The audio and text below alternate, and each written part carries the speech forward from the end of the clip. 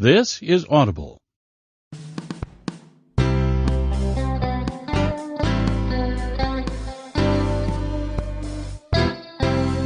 Gildan Media presents Your Coach in a Box, affordable, life-changing audio programs.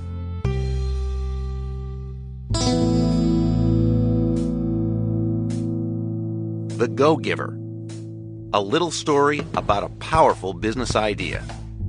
Written and read by Bob Burg and John David Mann.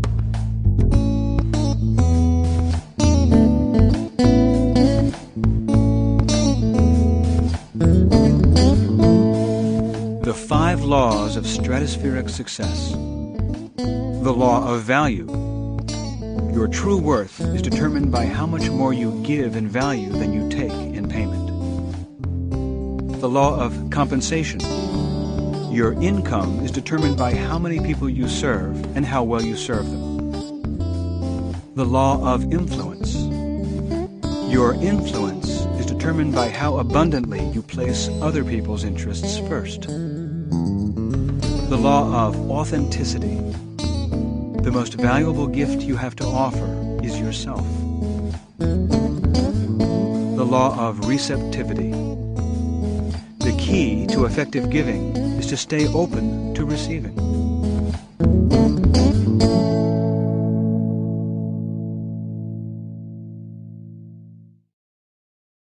Chapter 1.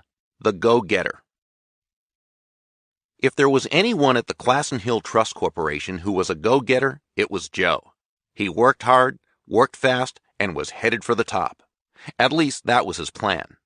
Joe was an ambitious young man, aiming for the stars. Still, sometimes it felt as if the harder and faster he worked, the further away his goals appeared. For such a dedicated go-getter, it seemed like he was doing a lot of going, but not a lot of getting. Work being as busy as it was, though, Joe didn't have much time to think about that, especially on a day like today, a Friday, with only a week left in the quarter and a critical deadline to meet. A deadline he couldn't afford not to meet. Today, in the waning hours of the afternoon, Joe decided it was time to call in a favor, so he placed a phone call. But the conversation wasn't going well. "Carl, tell me you're not telling me this." Joe took a breath to keep the desperation out of his voice. "Neil Hansen? Who the heck is Neil Hansen?" "Well, I don't care what he's offering. We can meet those specs." "Wait, come on, Carl, you owe me one. You know you do. Hey, who saved your bacon on the Hodges account?" "Carl, hang on. Carl!" Joe clicked off the talk button on his cordless phone and made himself calmly set down the instrument. He took a deep breath. Joe was desperately trying to land a large account, an account he felt he richly deserved, one he needed if he wanted to make his third quarter quota.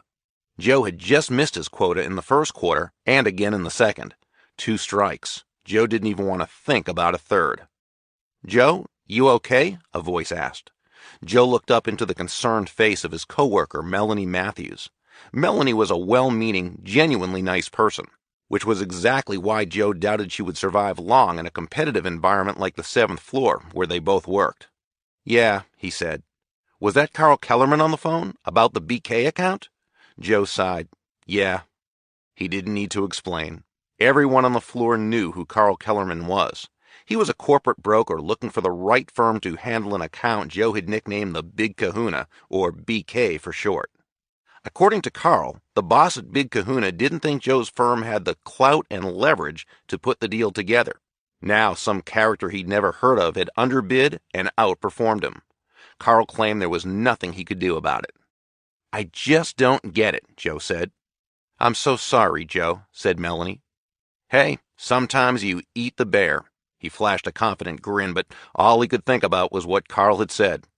As Melanie walked back to her desk, Joe sat lost in thought. Clout and leverage. Moments later, he leaped up and walked over to Melanie's desk. "Hey, Mel?" She looked up. "Do you remember talking with Gus the other day? Something about a big-wheel consultant giving a talk somewhere next month? You called him the captain or something." Melanie smiled. "Pindar, the chairman." Joe snapped his fingers. "That's it. That's the guy. What's his last name?" Melanie frowned. "I don't think—" She shrugged. "No, I don't think I've ever heard it mentioned. Everyone calls him the chairman or just Pindar. Why? You want to go hear the talk? Yeah, maybe. But Joe was not interested in some lecture happening a month away. He was interested in only one thing, and that one thing needed to happen by the following Friday, when the third quarter came to an end. I was thinking, this guy is a real heavy hitter, right? Charges huge consulting fees, works only for the biggest and best firms. Major clout.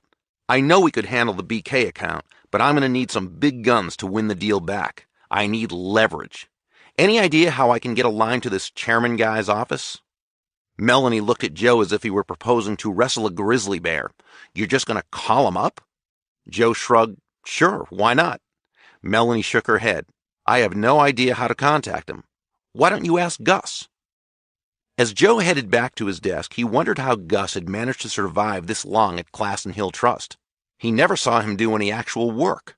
Yet, Gus had an enclosed office while Joe, Melanie, and a dozen others shared the open space of the 7th floor. Some said Gus had gotten his office because of seniority. Others said he'd earned it on merit.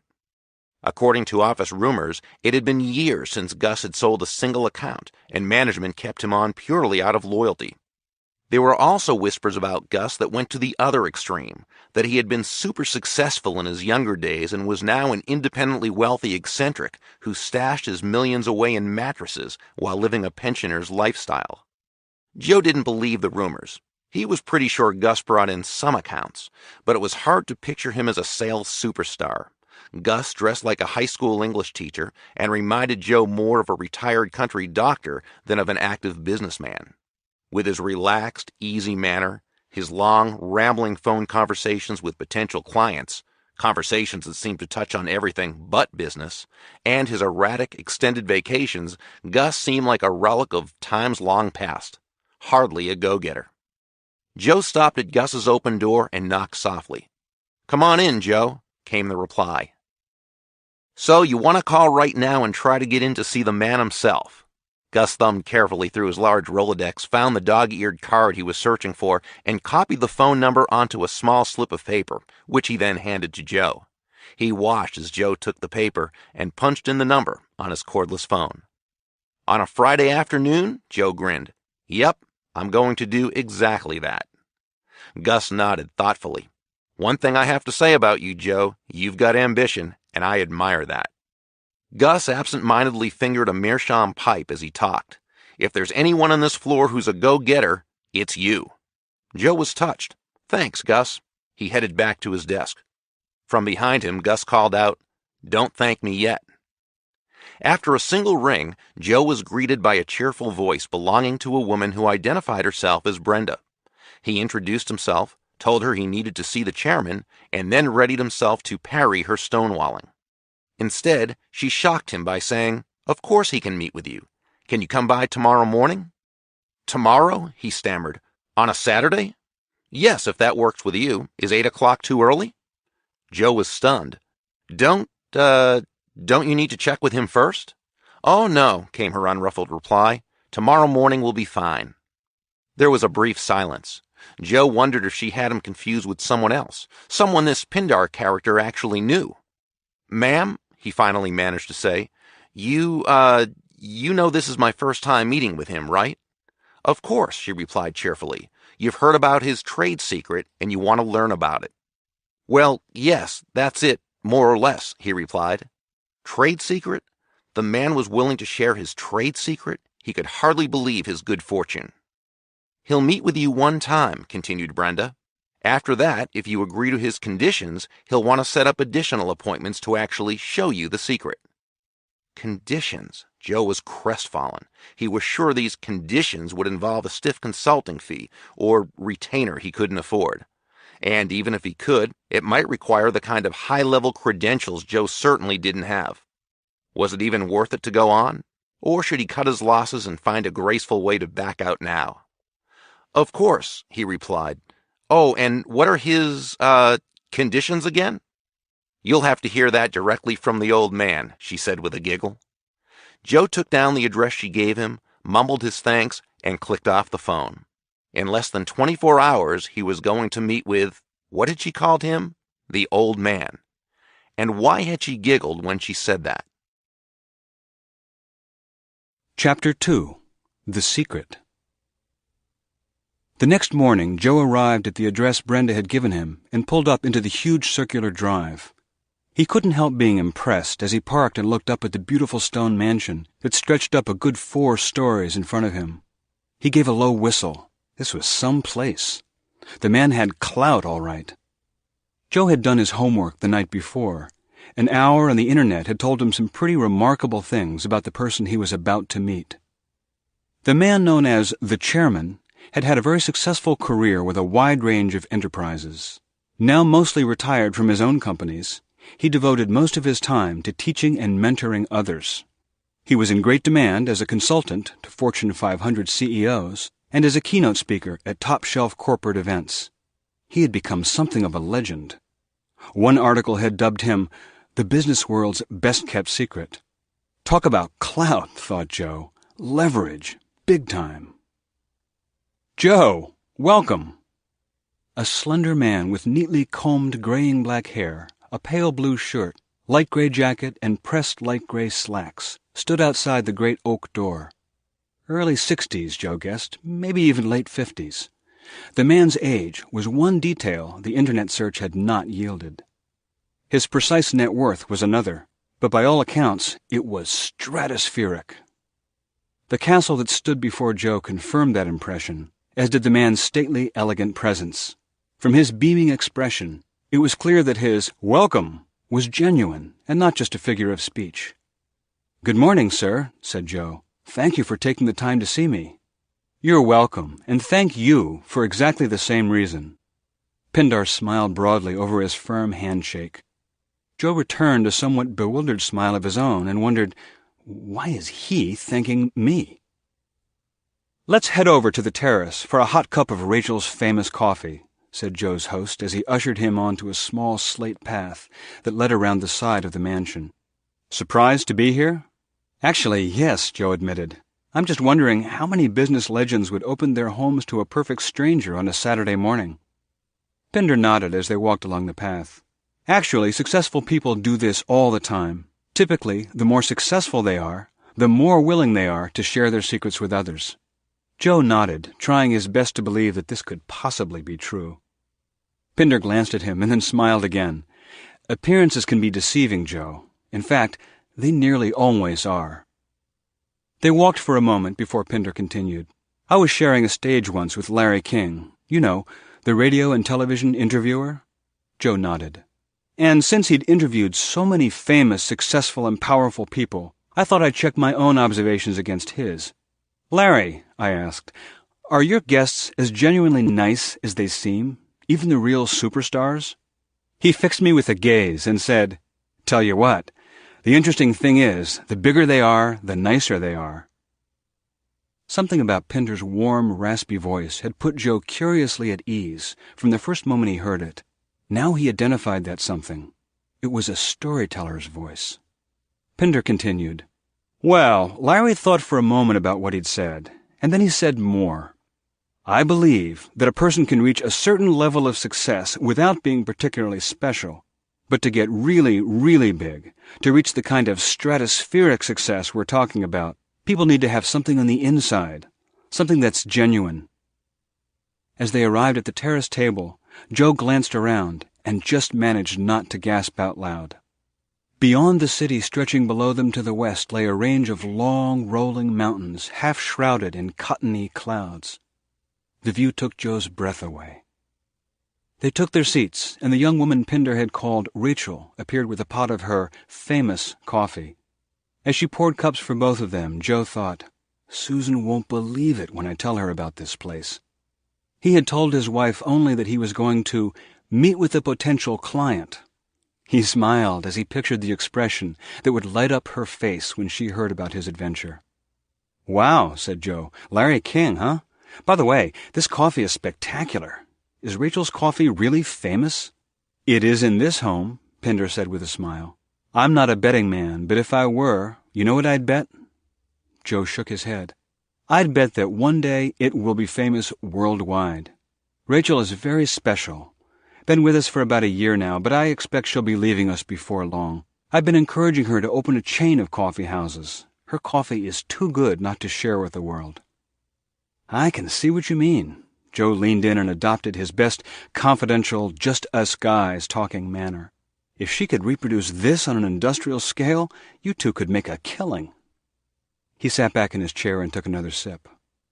Pinder set his cup down and looked at Joe thoughtfully. Actually, Joe, in the brief time we have this morning, that's where I want to begin.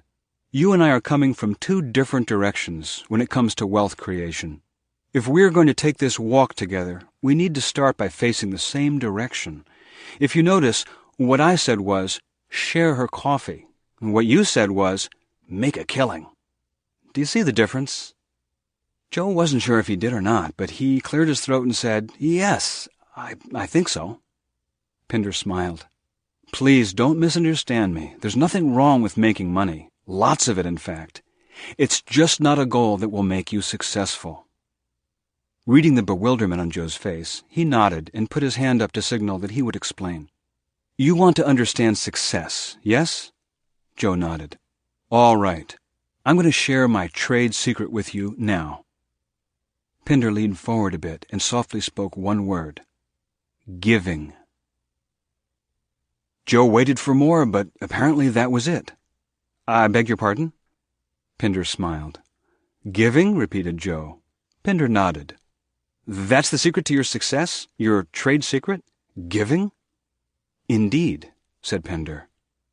Ah, said Joe. Well, that's too simple, even if it were true, which it can't possibly be? Asked Pinder. Is that what you were thinking? Something like that, Joe admitted sheepishly. Pinder nodded. Most people have that reaction. In fact, most people just laugh when they hear that the secret to success is giving. He paused. Then again, most people are nowhere near as successful as they wish they were. Joe certainly couldn't argue that point. You see, Pinder continued, the majority of people operate with a mindset that says to the fireplace, first give me some heat, then I'll throw on some logs. Or that says to the bank, give me interest on my money, then I'll make a deposit. And of course, it just doesn't work that way. Joe frowned, trying to parse the logic of Pinder's examples. You see, you can't go in two directions at once. Trying to be successful with making money as your goal is like trying to travel a superhighway at 70 miles an hour with your eyes glued to the rearview mirror. He took another thoughtful sip and waited for Joe to process this thought. Joe felt as if his brain were going 70 on the highway in reverse. Okay, he began slowly. So you're saying successful people keep their focus on what they're giving, sharing, whatever. He saw Pinder nod. And that's what creates their success? Exactly, cried Pinder. Now we're facing the same direction. But wouldn't an awful lot of people take advantage of you? Excellent question. Pinder set his cup down and leaned forward. Most of us have grown up seeing the world as a place of limitation rather than as a place of inexhaustible treasures, a world of competition rather than one of co-creation. He saw that Joe was puzzled again. Dog eat dog, he explained, as in, oh, sure, we all act polite on the surface, but let's face it, it's really every man for himself.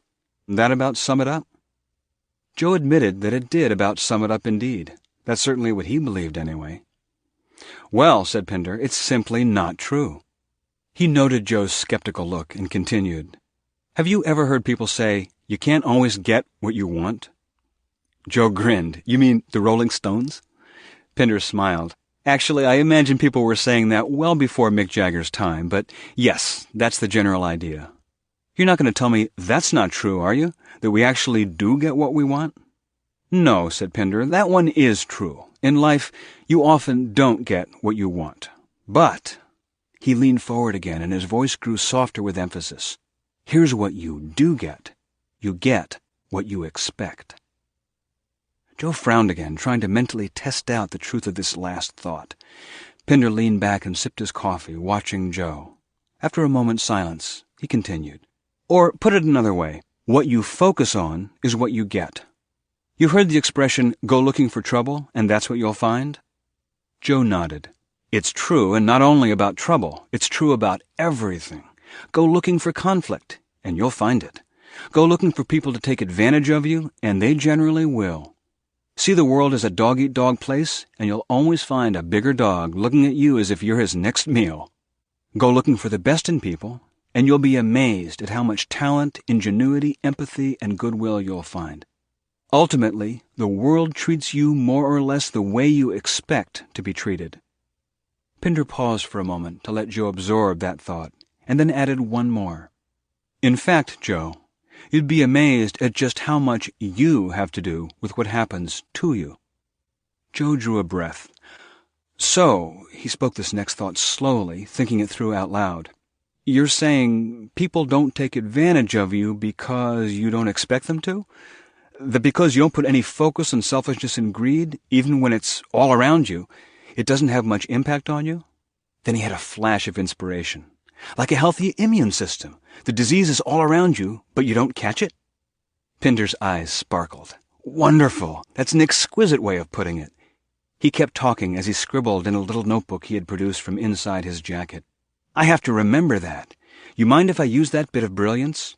No, go ahead, Joe gestured grandly. Take my brilliance. I'm full of it. He paused, then added, At least that's what my wife always says. Pinder burst out laughing as he slipped his little notebook back into the unseen pocket. He put both hands on his knees and looked directly at the younger man. Joe, I'd like to do something with you. I'd like to show you what I call my 5 laws of stratospheric success.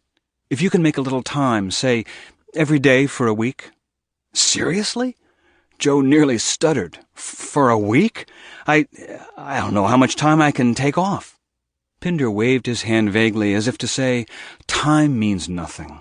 Not a problem. All we'll need is 1 hour a day. Your lunch hour. You do take time for lunch every day. Joe nodded, dumbfounded. The man was going to meet with him every day for a week? And hand over the details of his most valuable trade secret? First, though, Pinder continued, first you'll need to agree to my conditions. Joe's heart sank. The conditions. He'd forgotten all about that. It was only after he agreed to Pinder's conditions, Brenda had said, that they would set up further meetings.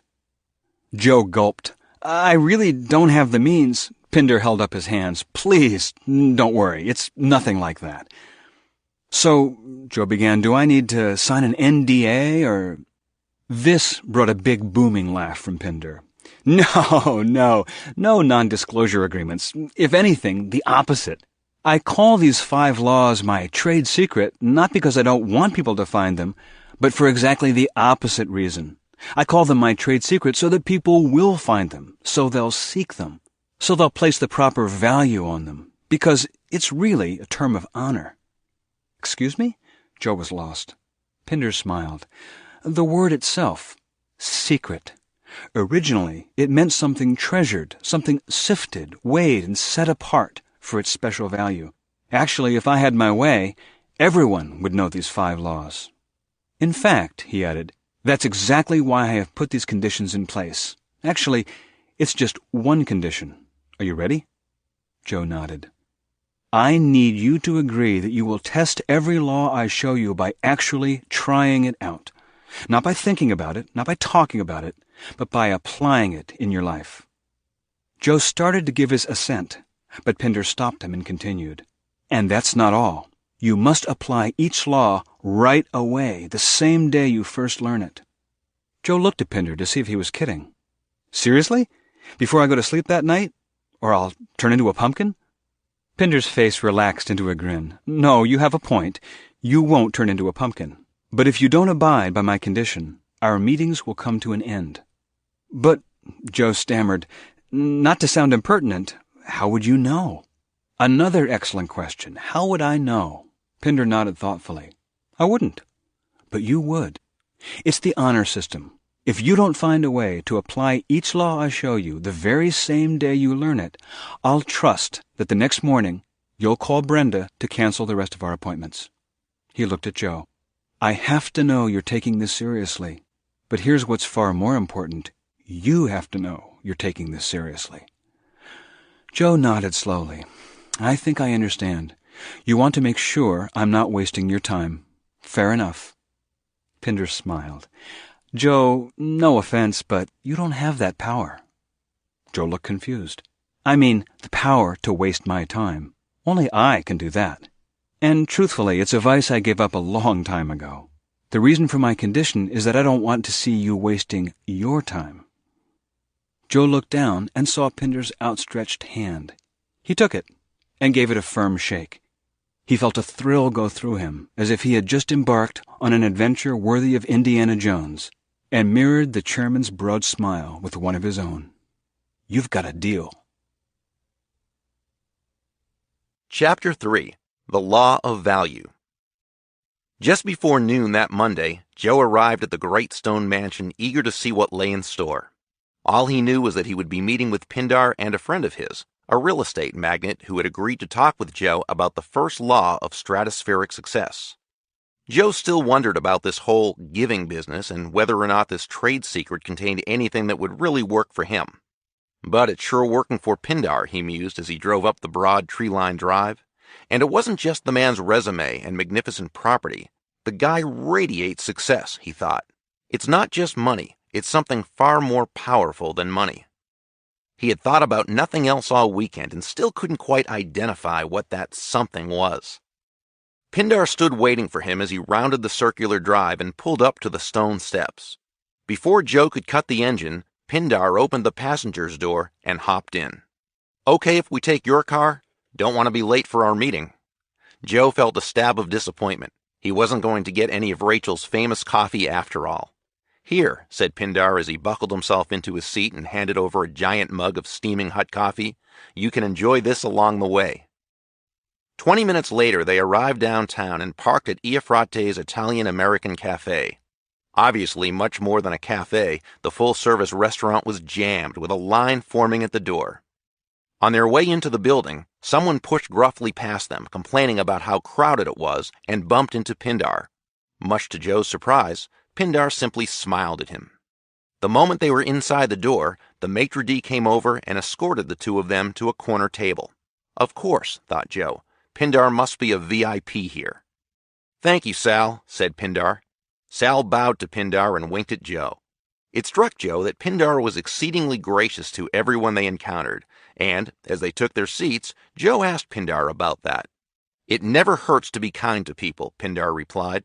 "Once, when I was a young man, I was walking to a young lady's home to meet her for our very first date. I was nervous. As I turned onto her street, an older man walked right into me, banging his head into mine and tromping on my foot. He was embarrassed that he hadn't been watching where he was going, and mortified that he might have injured me.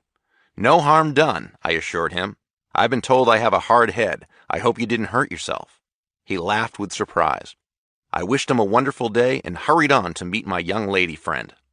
About 15 minutes after I'd arrived at the girl's home, I heard the front door open. 'Daddy,' she called out, 'I want you to meet my date.' Pindar stopped and glanced at Joe as if expecting him to finish the story.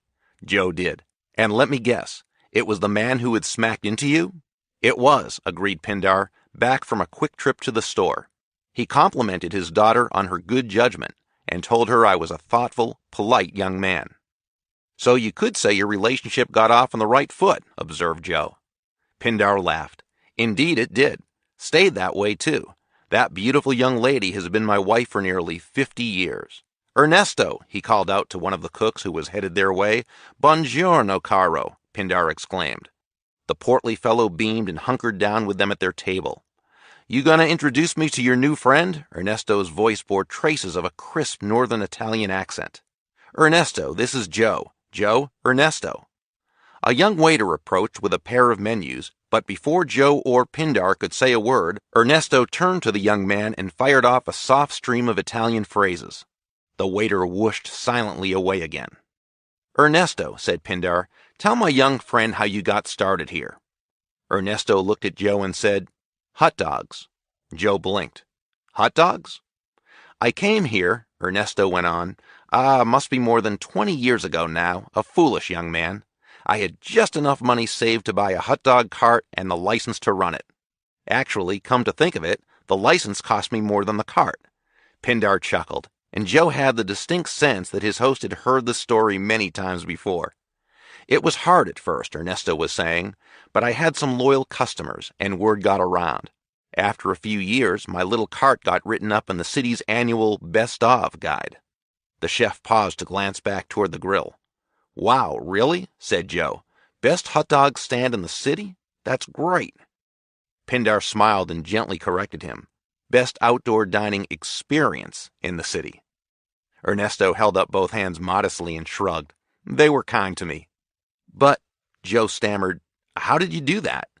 I mean, no offense, but how does a hot dog stand manage to outrank the swanky sidewalk cafes in this neighborhood?" Ernesto gave another theatrical shrug, his eyebrows and shoulders moving together like a marionette, saying, "Who knows?" He winked at Pindar. "Lucky?" He glanced back at the grill again. "Scusi un momento," and he stood up and strode away. "Quite a character," Joe noted aloud as they watched Ernesto disappear through a door to the kitchen. Pindar nodded. "Indeed he is. Actually, Ernesto is the head chef here." "Really?" said Joe. "Really," Pindar replied. "In fact, he owns the place." "Really?" Joe was intrigued. Their waiter placed their food before them, and Pindar thanked him. He took his first bite of eggplant parmesan, closed his eyes, and groaned with pleasure. The man is an artist. "It's delicious," Joe agreed. As he dove into the magnificent meal, he thought of how Susan would love this place. The two men ate in silence for nearly a minute before Pindar spoke again. In fact, he owns a half-dozen restaurants now. Also, several $100 million worth of commercial real estate, all starting with a hot dog stand. Joe dropped his silverware and stared at Pindar, who continued savoring his lunch. "He's the guy we came here to meet? The real estate magnate is him?" Ernesto was headed back to their table as Pindar whispered to Joe, "A very useful thing to remember. Appearances can be deceiving." He slid over to make room for the chef. Truth is, they nearly always are. Ernesto slipped into the booth next to Pindar. Over the next 5 minutes, he and Pindar gave Joe a quick history of his career. Young Ernesto Iafrate's reputation had grown until he was discovered by several business executives who abandoned the local high-class establishments to have their power lunches at the little sidewalk hot dog stand. Although Ernesto rarely talked about himself, one of these regulars, a man whom Ernesto called simply the Connector, Joe made a mental note to ask Pindar later about this mysterious-sounding character, eventually learned of his background as a chef. Impressed with the young man's sharp business mind and exceptional devotion to service, a few of these executives pulled together an investment group and backed him with the finances to open his own restaurant. And within a few years, Pindar interjected, his little cafe did so well that he bought us out, earning us all a tidy profit in the process. And he hadn't stopped there. After establishing a group of area restaurants, Ernesto began investing some of his profits in the properties adjoining his restaurants.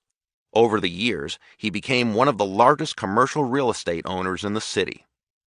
As he listened, Joe realized there was another layer to Ernesto that he hadn't seen at first. Underneath that jovial, bigger-than-life Italian chef persona, there was a powerful sense of focus and intention. Once Joe became aware of it, it was riveting. He began to see why the little group of executives had invested in the man's future. Joe understood that Pindar had emphasized the word experience for a reason. It was not the hot dogs, but the person serving the hot dogs that had vaulted the young man to such popularity. Not the dining experience. Ernesto had made buying a hot dog into an unforgettable event. Especially for children, Pindar pointed out. "I've always been good at remembering kids' names," Ernesto explained. "And remembering their birthdays," continued Pindar. "And their favorite colors, and their favorite cartoon heroes, and their best friends' names." He glanced at Joe and gave the next word emphasis, etc. Ernesto gave another trademark shrug. "What can I say? I like kids." Children started dragging their parents to the little hot dog stand. Soon the parents were dragging their friends there too. It turned out that Ernesto was just as gifted at remembering adults' interests as he was with kids. "Everyone likes to be appreciated," said Ernesto. "And that's the golden rule of business," added Pindar. "All things being equal," Ernesto finished the phrase, "people will do business with and refer business to those people they know, like, and trust." He turned to look at Joe. "Tell me, what distinguishes a good restaurant from a great restaurant? Why do some restaurants do well, while a few, like this one, do stratospherically well?"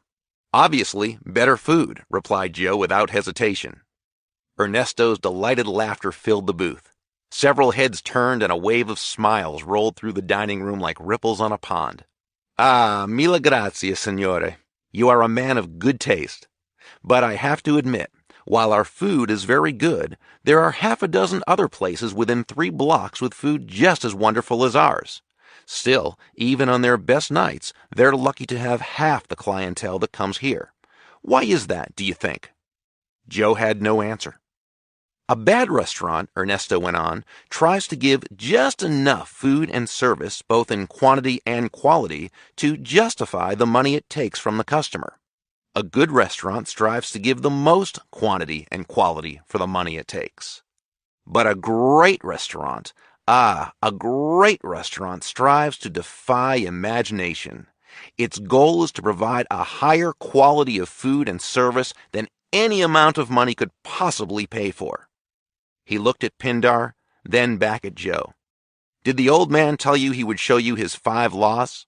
Joe nodded eagerly. He was about to learn the first law of stratospheric success. Ernesto looked again at Pindar. Should I tell him? Please, replied Pindar. Ernesto leaned in and spoke in a conspiratorial whisper. Your true worth is determined by how much more you give in value than you take in payment. Joe wasn't sure how to respond. Giving away more in value than you get paid for? That was their big secret? I'm sorry, I don't get it, Joe confessed. I mean, I appreciate where you're coming from, and your story is obviously, well, it's amazing. But honestly, that sounds like a recipe for bankruptcy. It's almost like you're trying to avoid making money. Not at all, Ernesto waggled one finger. Does it make money is not a bad question. It's a great question. It's just a bad first question. It starts you off pointed in the wrong direction. He let Joe ponder that for a moment, then continued. The first question should be, does it serve? Does it add value to others? If the answer to that question is yes, then you can go ahead and ask, does it make money? In other words, said Joe, exceed people's expectations and they'll pay you even more. That's one way to look at it, replied Ernesto, but the point isn't to have them pay you more, it's to give them more. You give, give, give. Why? Another shrug. Because you love to. It's not a strategy, it's a way of life. And when you do, he added with a big grin, then very, very profitable things begin to happen. Wait, said Joe, so profitable things begin to happen. But I thought you said you're not thinking about the results. That's right, Ernesto agreed. You're not, but that doesn't mean they won't happen. And they certainly will, added Pindar. All the great fortunes in the world have been created by men and women who had a greater passion for what they were giving, their product, service, or idea, than for what they were getting. And many of those great fortunes have been squandered by others who had a greater passion for what they were getting than what they were giving. Joe grappled with everything he'd heard. It seemed to make sense, at least when these two characters were saying it. But as far as he could see, it just didn't square with his experience. I have a hard time seeing how... Ah, said Pindar, holding up his index finger and cutting Joe off in mid-sentence. Joe blanched. What? Ernesto grinned. He leaned in toward Joe and said, Did he tell you about his, condition?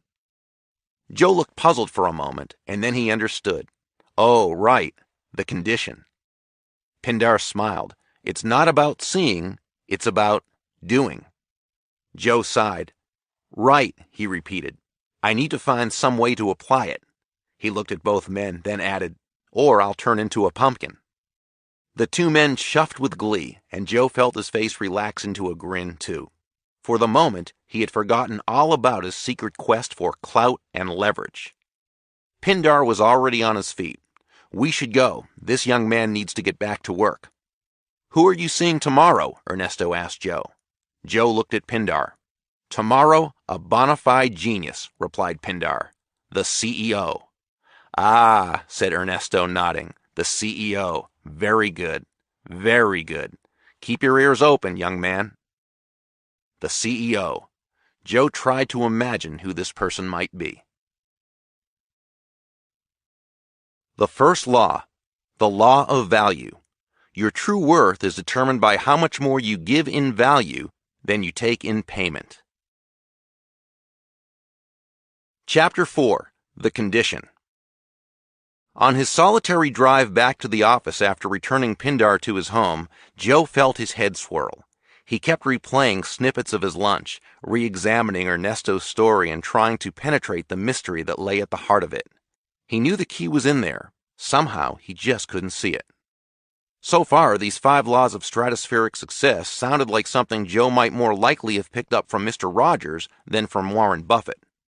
You give, give, give. Why? Because you love to. It's not a strategy, it's a way of life. As he pondered these thoughts, Joe felt a persistent tug in the back of his mind. It wasn't until he was seated at his desk, going through his usual routines, that he realized what that nagging thought was. Clout and leverage. His third quarter quota. He needed to come up with a way to land the BK account before Friday. Were his meetings with Pindar getting him any closer to that goal? He thought back to his first meeting with Pindar on Saturday, and groaned. The condition. Joe looked around at his coworkers, as if worried that someone might have noticed his groan and even heard his thoughts. The condition. He was supposed to apply the law of value right away, before the day was out. But how? His cordless phone rang and he snapped it off the desk. Joe here. Joe, hey, it's Jim Galloway. Joe's heart sank when he heard the apologetic tone in Jim's voice. Galloway was a lawyer Joe worked with now and then. They had played tennis a few times, doubles with Susan and Jim's wife. Jim was a good guy, and from the tone of his voice, Joe guessed he was calling to break the news that Joe's company was not getting the contract renewal for a multinational firm Jim represented. I'm sorry, buddy. I tried. They say they need someone with stronger overseas connections. I just hung up with them. Wasn't much I could do. First the BK account, and now this. Joe was careful not to let his disappointment seep into his voice. No problem, Jim. Next time. He started to hang up, then brought the phone back to his ear and said, Hey, Jim? He waited a moment, then heard the voice on the other end. Joe? Yeah, Jim, hang on a sec. He reached down and opened his bottom drawer, where he kept a strategic business card file on the competition.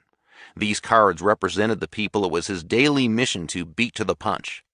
After a short search, he found the one he was looking for. He stared at the card and thought, give more in value, huh? Well, here goes nothing. Jim, here, try this guy. Ed Barnes, Barnes. I heard he's pretty strong overseas. Yes, he's a competitor. I just thought he might be in a better position to help. Joe didn't know if he felt more like laughing or crying at the words coming out of his mouth. No, you don't owe me, Jim. I just hope it works out. Sorry we couldn't help this time.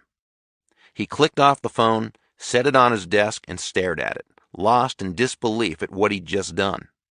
This guy just blows me off, and I give him a referral, he muttered, and throw some good business at a competitor?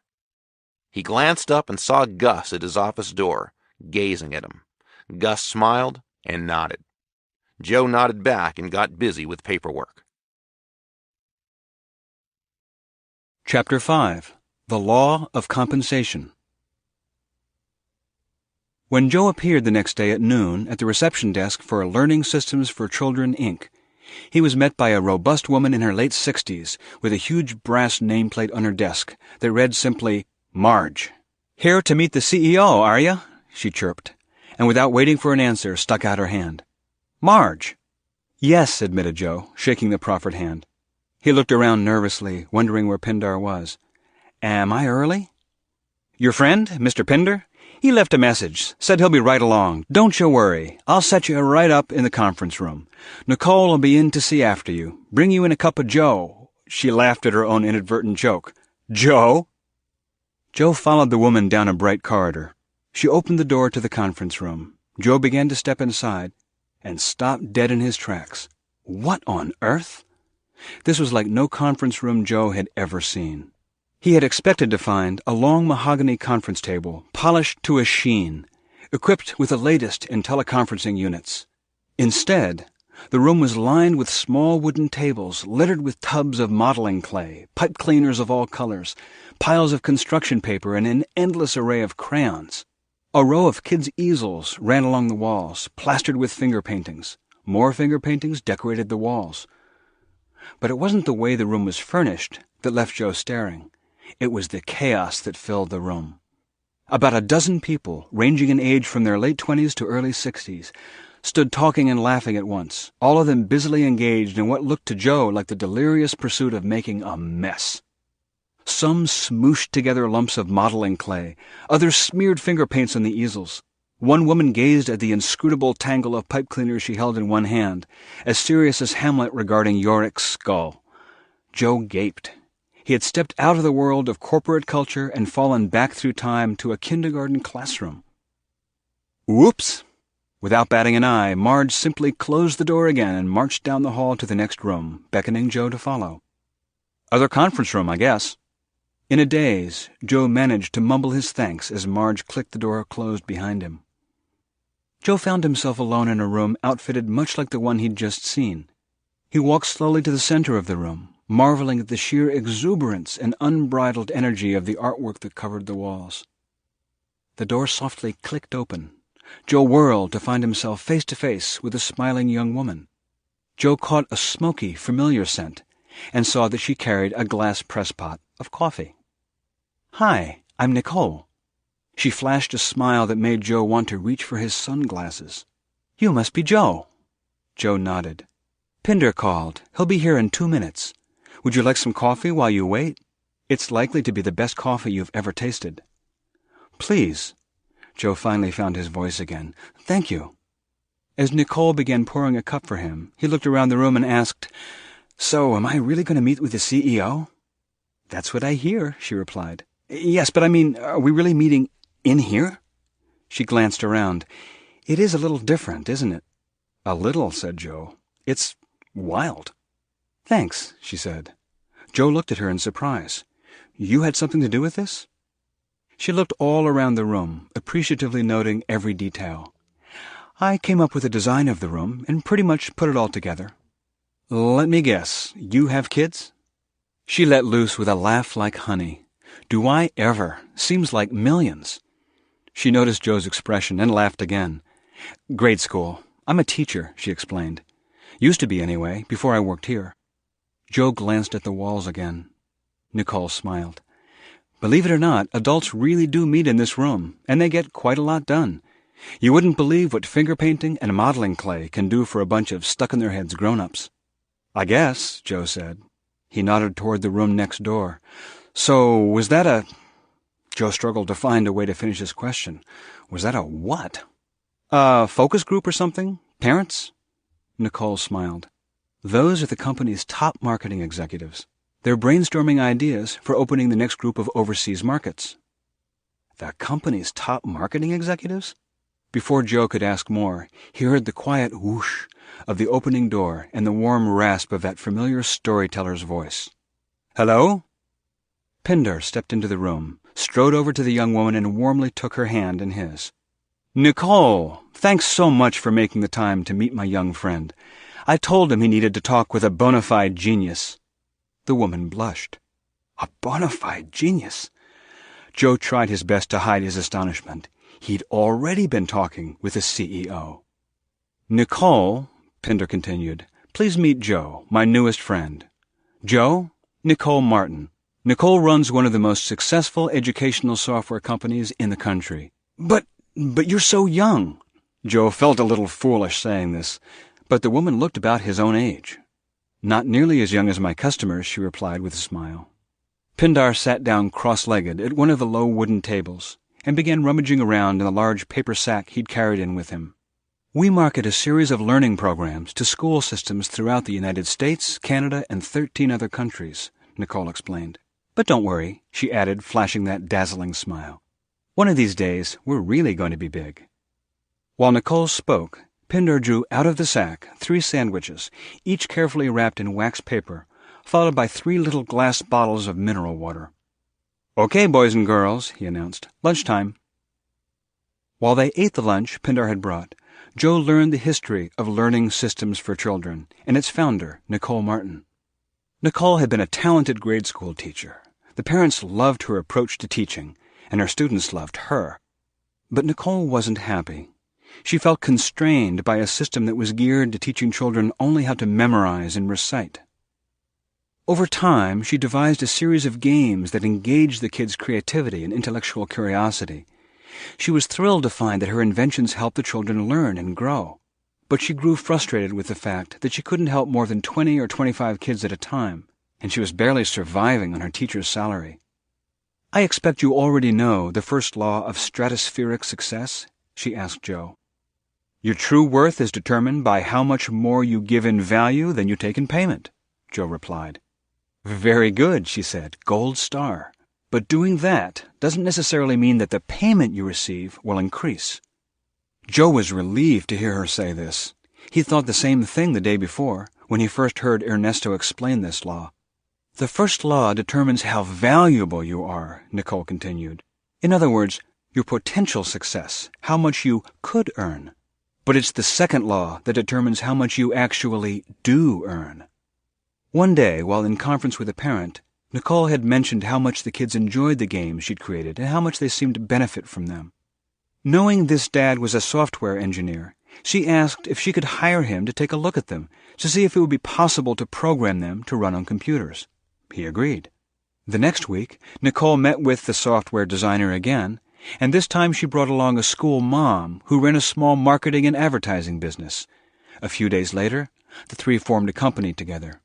Nicole managed to find some seed capital through a friend of a friend, a man she simply called the Connector.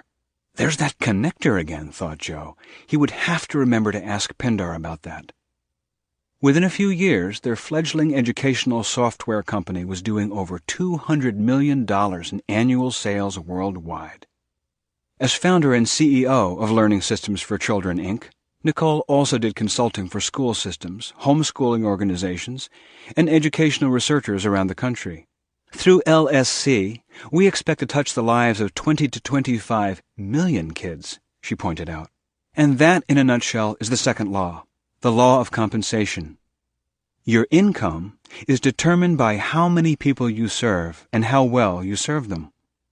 She paused and added, or to put it another way, your compensation is directly proportional to how many lives you touch. Nicole sat and quietly finished her sandwich, giving Joe a chance to let the law of compensation sink in. After a brief silence, he began thinking out loud. "You know, I always thought it seemed so unfair," he began, "how movie stars and top athletes pull down those huge salaries, or how CEOs and corporate founders could marshal such gigantic earnings. No offense," he added hastily. She graciously nodded and gestured for him to go on. "But people who are doing such great work, such noble work, like school teachers, never got paid what they're worth. It always seemed arbitrary. But what you're saying is, it's not just a question of their value, it's a question of impact." Nicole and Pindar exchanged brief, exultant glances, delighted at how quickly Joe had grasped this law. "Exactly," exclaimed Nicole.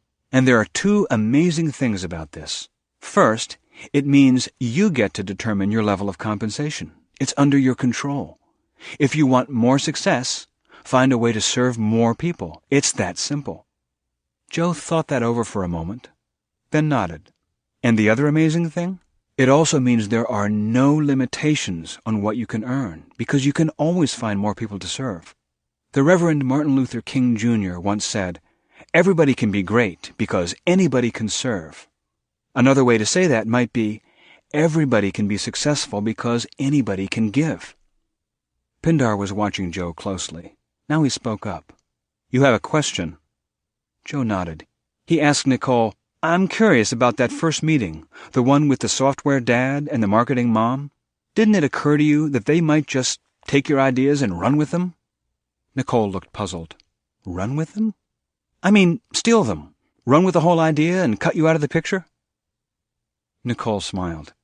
"To tell you the truth, I never gave it a thought. All I could think about was how much good we could accomplish." She looked pensive, then gave a rueful laugh. "But I did go through an interesting period of adjustment. And that's when I really started to understand the law of compensation. Once I realized just how big this could grow, I nearly sabotaged the whole thing. Suddenly, it all made me nervous. Why? Were you afraid it would get out of hand and fall apart? She laughed. No, quite the opposite. I was afraid it would get out of hand and become really successful. I was brought up with the belief that there are two types of people in the world. There are people who get rich, and there are people who do good. My belief system said, you're one or the other, you can't be both. The people who got rich did so by taking advantage of everyone else. The people who really cared about others and provided services, policemen, nurses, volunteer workers, and of course teachers, those were the world's good people, and they could never be rich.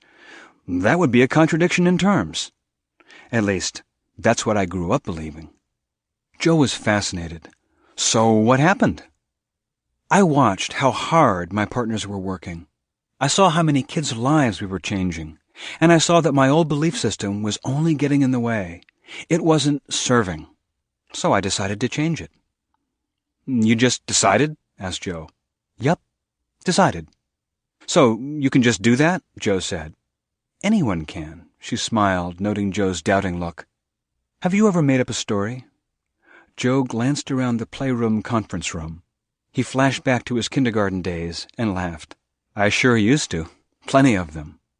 Your life works the same way, she said. You just make it up. Being broke and being rich are both decisions. You make them up, right up here.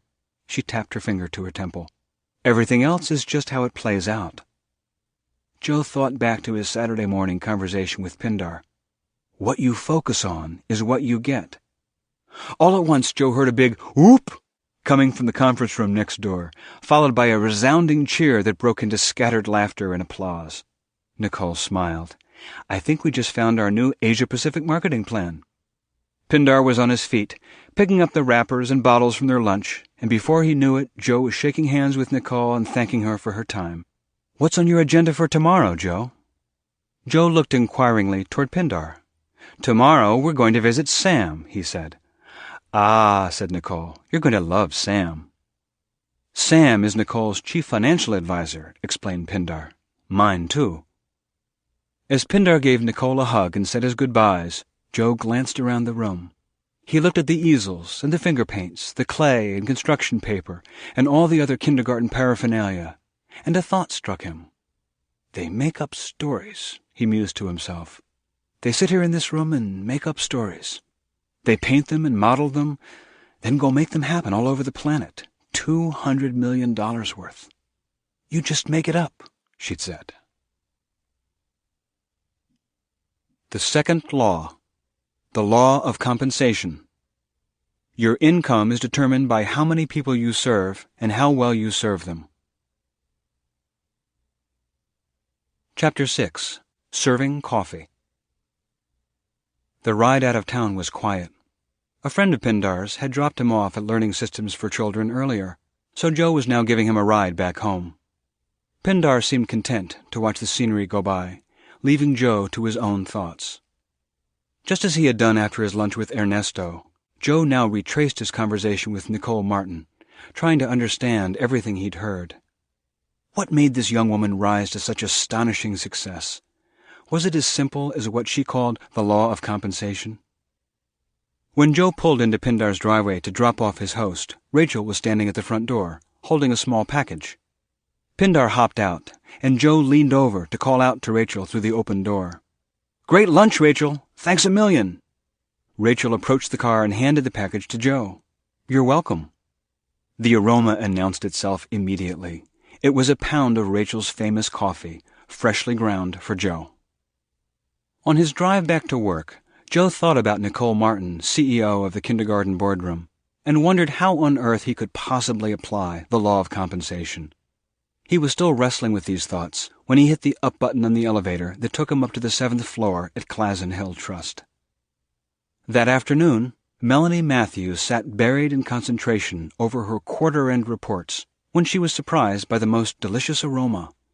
She looked up and was startled to see Joe with a cup of fresh steaming coffee for her.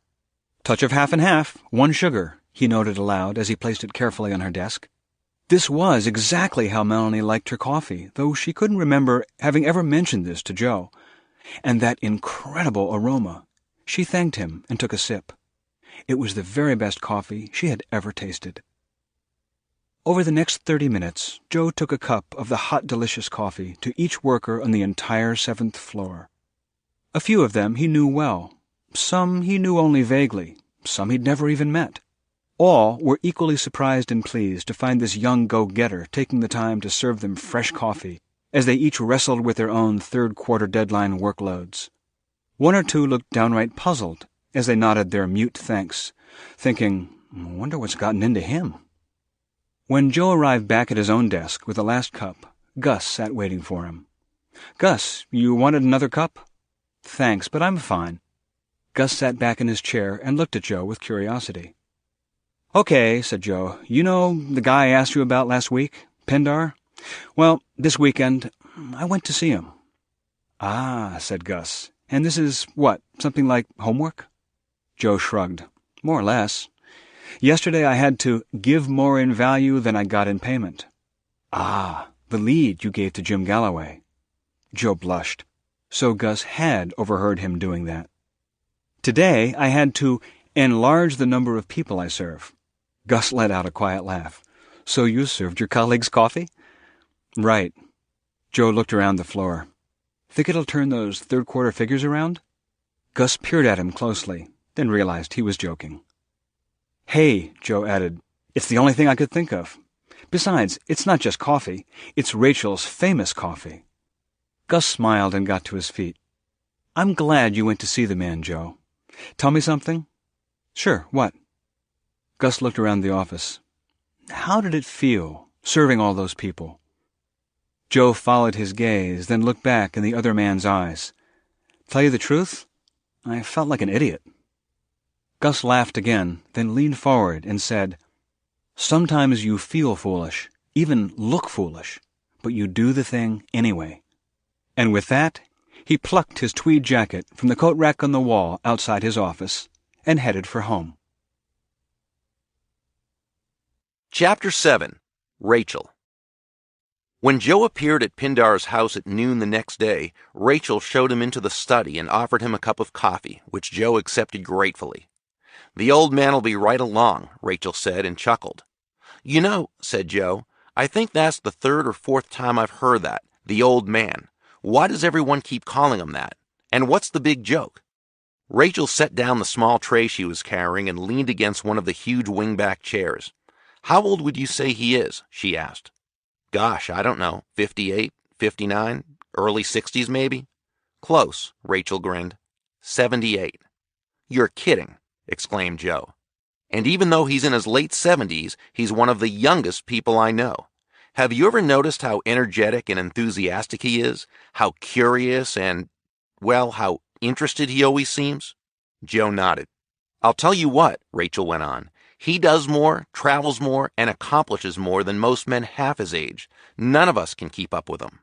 "Really?" Pindar didn't strike Joe as the driven type, but he always seemed so relaxed. Rachel laughed. "Of course he seems relaxed. He is relaxed. Whoever said being anxious gets more accomplished?"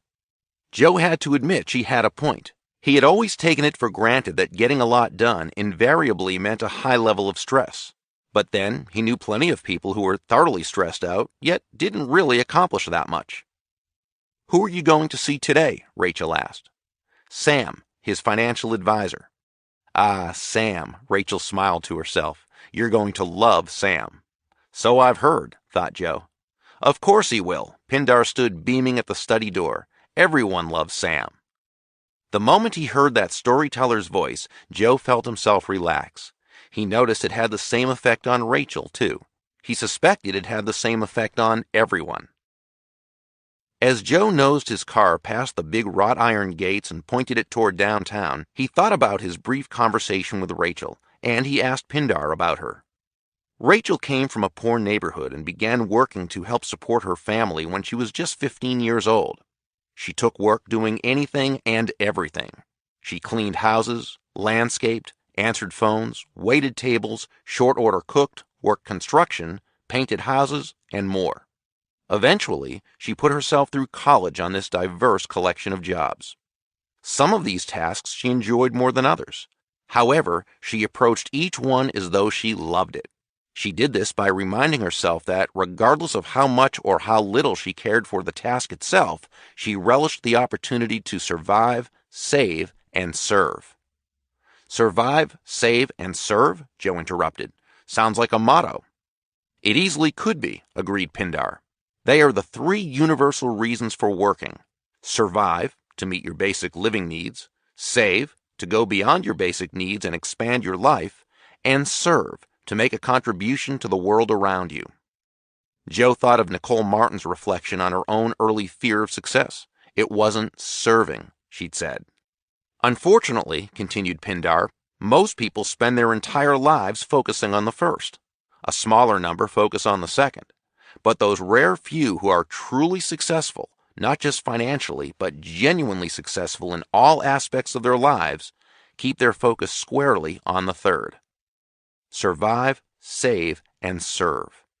Joe let the three words roll around in his mind as Pindar continued the story of Rachel.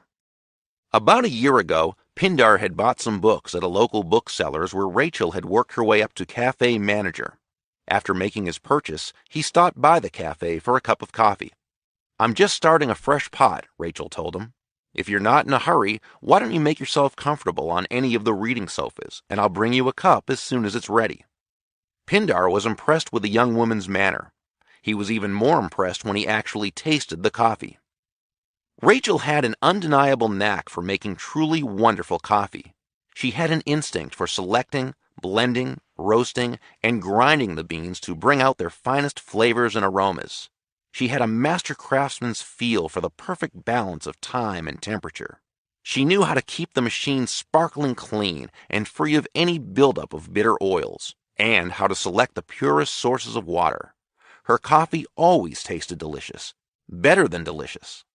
Whenever people ask her for her secret, Pindar told Joe, she just laughs and says she's 1/8 Colombian. Pindar and his wife happened to be looking for someone to replace their personal chef, who had just been offered a position running the kitchen at a 5-star hotel. As far as Pindar was concerned, anyone who knew how to cook and could make coffee this good would be the perfect replacement. And since she had just completed her final term at college, she was available. He hired Rachel on the spot. The young woman quickly became a hit with the steady stream of business associates who passed through Pindar's home, including the CEOs of some of the nation's largest companies. A few even hinted that they might try to hire Rachel away from Pindar, but he jokingly warned them that if they even tried, they would no longer be privy to his consulting services. One CEO, after hearing this, took a long, thoughtful sip of famous coffee and murmured, "Yes, well, I might just have to live with that." Pindar roared at this punchline, and Joe laughed along with him. He also had the sense that there was more to Rachel's story, but it would have to wait. They had arrived at their destination. Chapter 8. The Law of Influence. Perched on the top floors of the city's tallest and most elegant office building, the regional headquarters of the Liberty Life Insurance and Financial Services Company was located right in the heart of the financial district. Most of the building's 24 floors were rented to the city's top investment companies and law firms. The 22nd and 23rd were occupied by Liberty. Sam's offices, where Joe and Pindar were headed, took up the entire 24th floor. Inside the front door, Pindar signed them in with the security guard. They passed through a beautifully appointed lobby and entered a tall glass elevator framed with exquisite filigree and floored with plush, royal blue carpeting. "They must sell a lot of policies," whispered Joe. "This is the single most successful branch office of the single most successful financial services company in the world," Pindar whispered back. "You're about to meet the person who single-handedly accounts for more than 3/4 of all the money this particular branch brings in." "You must be Joe." The beaming, white-haired gentleman grabbed Joe's hands with both of his own and shook it vigorously. His voice sounded like a creaky gate hinge. "It's about time the old man brought someone around I could have some fun talking to. He's boring." And he thumped Pindar on the shoulder. As Sam wheezed with laughter and led his guest to 2 sumptuous leather chairs, Joe glanced around the place. The vast 24th floor workspace looked more like an airplane hangar than a corporate office. The vaulted ceiling and huge skylights were at least 20 feet overhead. Through the two huge plate glass walls that formed the corner office's perimeter, Joe could see that amazing western mountain landscape beyond the city. Joe tore himself away from the view to focus on the conversation as Pindar and Sam ping-ponged through a brief history of Sam's career. Sam Rosen had started out as a struggling insurance agent. Over the years, he gained a reputation as an especially fair-minded businessman. People started calling on him to serve as a negotiator or, in their more difficult dealings, as a mediator. After establishing himself as the firm's top salesman, he broadened his focus and began serving as a full-spectrum financial advisor for select clients. In his early 60s, Sam shifted gears yet again. He began to work with nonprofits, especially those helping the financially disadvantaged, the homeless, and the hungry. Today, Sam was the state's #1 philanthropist and spent most of his time negotiating large contracts on behalf of worldwide charities. When I first met him a little over 30 years ago, added Pindar, he had already amassed over $400 million in sales, more by far than anyone else in the history of his company. You must be the best insurance salesman in the world, ventured Joe. Should be, Sam agreed. I started out as the worst. When my goal was to sell insurance, I was no good at all. My first few years in the business, I floundered like a turtle on his back. Tell you what it was turned things around and set me right side up. Joe held up one finger and said, "May I guess? The idea of giving more in value than you took in payment?" "Not a bad guess," said Sam. "Changing my focus from seeing what I could get to what I could give was when my career started to take off.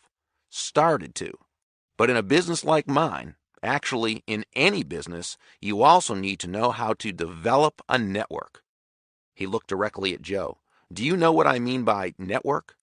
In fact, Joe had just been thinking that networking was something he indeed knew all about, but the question caught him by surprise, and he quickly shook his head. "No, I mean, yes, I think I do.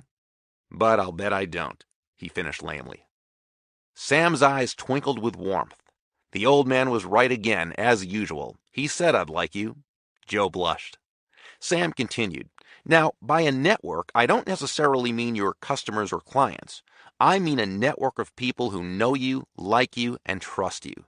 They might never buy a thing from you, but they've always got you in the backs of their minds." He leaned forward and spoke with more intensity. "They're people who are personally invested in seeing you succeed, you see? And of course, that's because you're the same way about them. They're your army of personal, walking ambassadors. When you've got your own army of personal walking ambassadors, you'll have referrals coming your way faster than you can handle them." Joe had always considered himself an accomplished networker, but he now found himself re-examining every business contact and networking relationship he had. An army of personal walking ambassadors. Did that describe his network? Were all these people he knew personally invested in seeing him succeed? Did that description fit any of them? Sam spoke again, in a quiet voice this time. "You want to know what makes that kind of network happen, Joe?" Joe looked up and met Sam's gaze. "I do." The old man's eyes bore into Joe. "Stop keeping score." Joe blinked. How do you mean?" Sam settled back into his chair. "Just that. Don't keep track. That's not networking. That's poker. You know how people say win-win?" Joe nodded. "Always look for the solution where you both come out ahead." Sam nodded. "That's right, and it sounds great, in theory. But most of the time, what people call win-win is really just a disguised way of keeping track, making sure we all come out even, that nobody gets the advantage. Even Steven. I scratched your back, so now you owe me." He shook his head sadly. "When you base your relationships, in business or anywhere else in your life, on who owes who what, that's not being a friend, that's being a creditor." Joe remembered what he'd said last Friday on the phone. "Come on, Carl, you owe me one. Hey, who saved your bacon on the Hodges account?" Sam leaned forward again. "You want to know the third law of stratospheric success?" Joe nodded. "Very much indeed." Watch out for the other guy. Watch out for his interests. Watch his back. Forget about 50-50, son. 50-50's a losing proposition. The only winning proposition is 100%. Make your win about the other person. Go after what he wants. Forget win-win. Focus on the other person's win. Here it is, Joe. The third law, the law of influence. Your influence is determined by how abundantly you place other people's interests first. Joe repeated it slowly. Your influence is determined by how abundantly you place other people's interests first. Sam nodded, beaming. Joe hesitated, glanced at Pindar, then back at Sam. That sounds like an awfully noble principle, he began, but I don't quite understand. Sam peered at him. Don't quite get how that's a law of success? Relieved, Joe nodded. Exactly. Sam looked over at Pindar and nodded toward Joe, as if to say, you tell him. Pindar spoke up. Because if you place the other person's interests first, your interests will always be taken care of. Always. Some people call it enlightened self-interest. Watch out for what other people need, with the faith that when you do, you'll get what you need. Sam nodded and watched Joe grapple with this idea for a moment, then said, Tell me, if you asked most people what creates influence, what would they say? Joe's answer came without hesitation. Money, position, maybe a history of outstanding accomplishments. Sam nodded, grinning. Ha, you're right. That's exactly what they'd say. And they'd have it exactly backwards. Those things don't create influence. Influence creates them. And now you know what creates it. Joe blinked. Putting other people's interests first? Sam's smile was beatific. Now you're talking. Joe followed Pindar into the elevator. Side by side, they watched the doors close. As they began their descent, Pindar broke the silence. How would you describe Sam? Amazing, brilliant, magnetic. Magnetic. Pindar seemed to ponder the word. What about Nicole? Would you describe her as magnetic? Absolutely, one of the most striking people I've ever met. Pindar looked at Joe and said, Tell me, what is it about her that makes her so? Joe had to think about that. What was it that made her so striking? I don't know. She's just magnetic. Pindar smiled. Like Sam? It was hard to imagine two more different people than the charming young schoolteacher and the raspy old financier, but yes, they were somehow very much alike. And not just them. Yes, and Ernesto too, and... He was going to say, and you too, but stopped short. He stared at Pindar. What is it? You know, don't you? Bing! They had reached the ground floor. The door slid open, and Pindar gestured with his hand. After you. As they walked through the marble, steel, and glass of the building's majestic foyer, Pindar uttered a single word. Giving. Huh? What about giving? That's what they have in common. Giving. He glanced sideways at Joe and smiled. Have you ever wondered what makes people attractive? I mean, genuinely attractive? Magnetic? He pushed on the big glass door and they walked outdoors into the warm September day. They love to give. That's why they're attractive. Givers attract. They walked silently toward his car. Givers attract, thought Joe. And that's why the law of influence works, because it magnetizes you. The third law, the law of influence. Your influence is determined by how abundantly you place other people's interests first. Chapter 9. Susan. When Joe returned to his office that afternoon, things were in chaos. Their computer system had gone down for a few minutes, and in the process of getting it back online, 3 days of account records and correspondence had been lost. Everyone was frantically pulling files and restoring information to the system from hard copies. As Joe joined his team and plowed into the growing stack of papers, all thoughts of Sam Rosen, Pindar, and the law of influence evaporated. It was nearly 7 when he finally closed his paper-stuffed briefcase, picked it up with a groan, and headed for the elevator. He dropped into the seat of his car, his mind still churning on his work. The next thing he knew, he was pulling into his driveway 25 minutes later. He switched off the engine and sat listening to the clink, clink, clink of the cooling engine. He wished there were an ignition key that would switch off his mind. Was he wasting his time with these daily lunchtime lessons and laws of stratospheric success he was supposedly learning? Was any of this getting him closer to making that third-quarter quota he so badly needed to make? He looked at the front door of his suburban duplex and sighed. Susan would have been home for an hour already. She would be just as exhausted as he was, and her afternoon would have been just as hard as his. He found Susan in the kitchen, pulling something from the oven. She didn't need to tell him that he was late, or that their dinner was a little dried out, or that she was too tired to care one way or the other. Her body language said all that and more. Over a listless dinner, notes were compared and miseries tallied as the two moved through the meal and kitchen cleanup. Joe wanted to tell her all about his appointment at the imposing Liberty office building, but he gave up without even trying. Last Saturday, when Joe had returned home and told her his first impressions of Pindar, Susan had been intrigued, but at dinner on Monday, when he tried to tell her about Ernesto, she said only, "So this guy is actually the owner?" She repeated this a few times and couldn't seem to get any deeper into his story.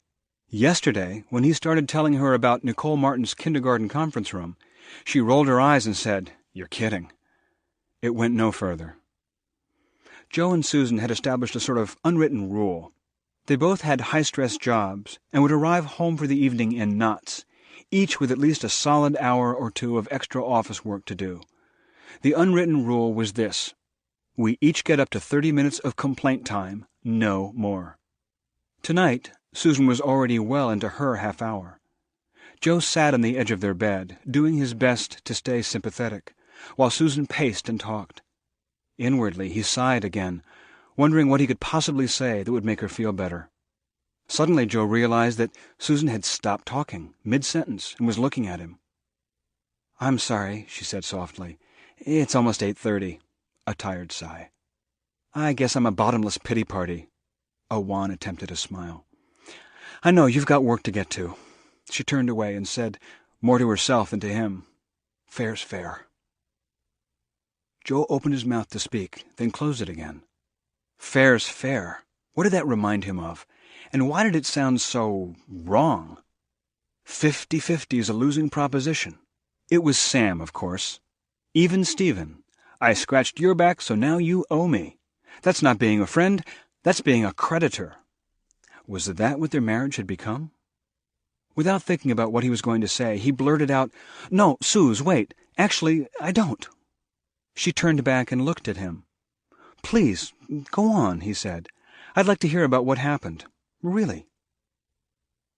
For a moment, Susan looked as if Joe had told her that the laws of gravity had just been revoked. "Really?" "Sure," he said. "I mean, it sounds like it was pretty rough. So what did you do?" His wife sat next to him on the bed and looked at him again. "Really," he said, "my stuff will wait." Susan slowly began to talk again about her day, about an especially nasty conflict she was having with a co-worker. After a few minutes, she stopped mid-sentence again and looked at Joe. He nodded and waited for her to go on. She lay back against the pillow and began to pour her heart out. She talked about how long this difficult situation at work had been brewing, why it hurt her so, how lost she was as to what to do about it, how it made her feel. 20 minutes later, she was crying. Joe was mortified. He'd been listening carefully, but she'd talked about so many different issues and covered so much ground, he wasn't sure exactly which thing she was crying about. It seemed as if for Susan everything was wrong. He lay down and put his arm around her awkwardly, but her weeping continued. He murmured a few attempts at words of comfort, feeling foolish all the while. What was it Gus had said? Sometimes you feel foolish, even look foolish, but you do the thing anyway. Finally, her sobbing turned to sniffling, and then that stopped too. Joe felt immense relief. Perhaps his words were not so foolish after all. They seemed to have given her some comfort at least. Perhaps she was just thinking. "Hey," he said. "Love you." Susan said nothing. "Suze?" He stirred her gently. She was asleep. She hadn't heard any of his words of comfort. She'd just cried herself to sleep. Feeling useless and defeated, Joe quietly got himself ready for bed and slipped under the covers. Wrapped in a quiet ache for Susan's misery, and wishing he could have done something to take away its sting, he eventually drifted off. The next morning, he awoke with a start and lurched from deep sleep into sudden horrified realization.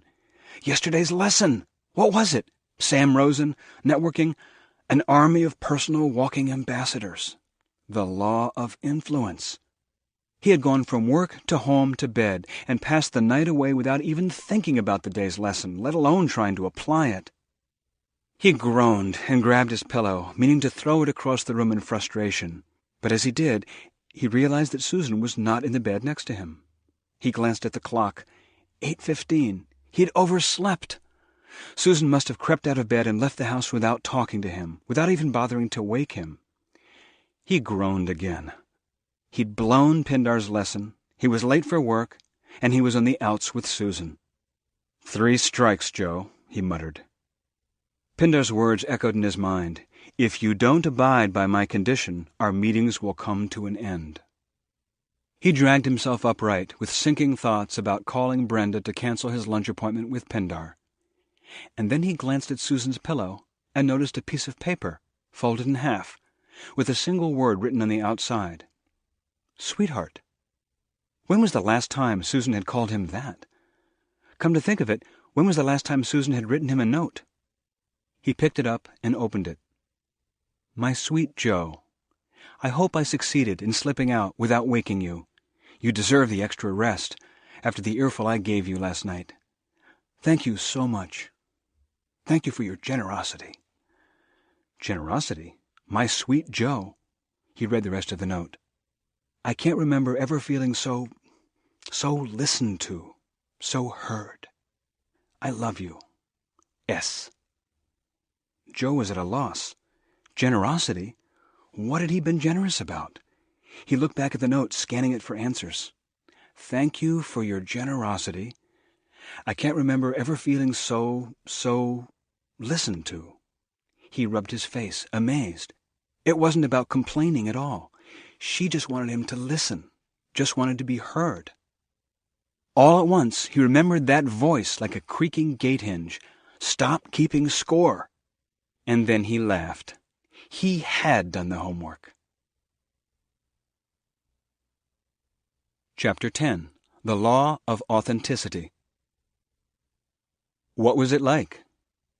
They were the first words either had spoken the whole 15 minutes they'd been on the road into town.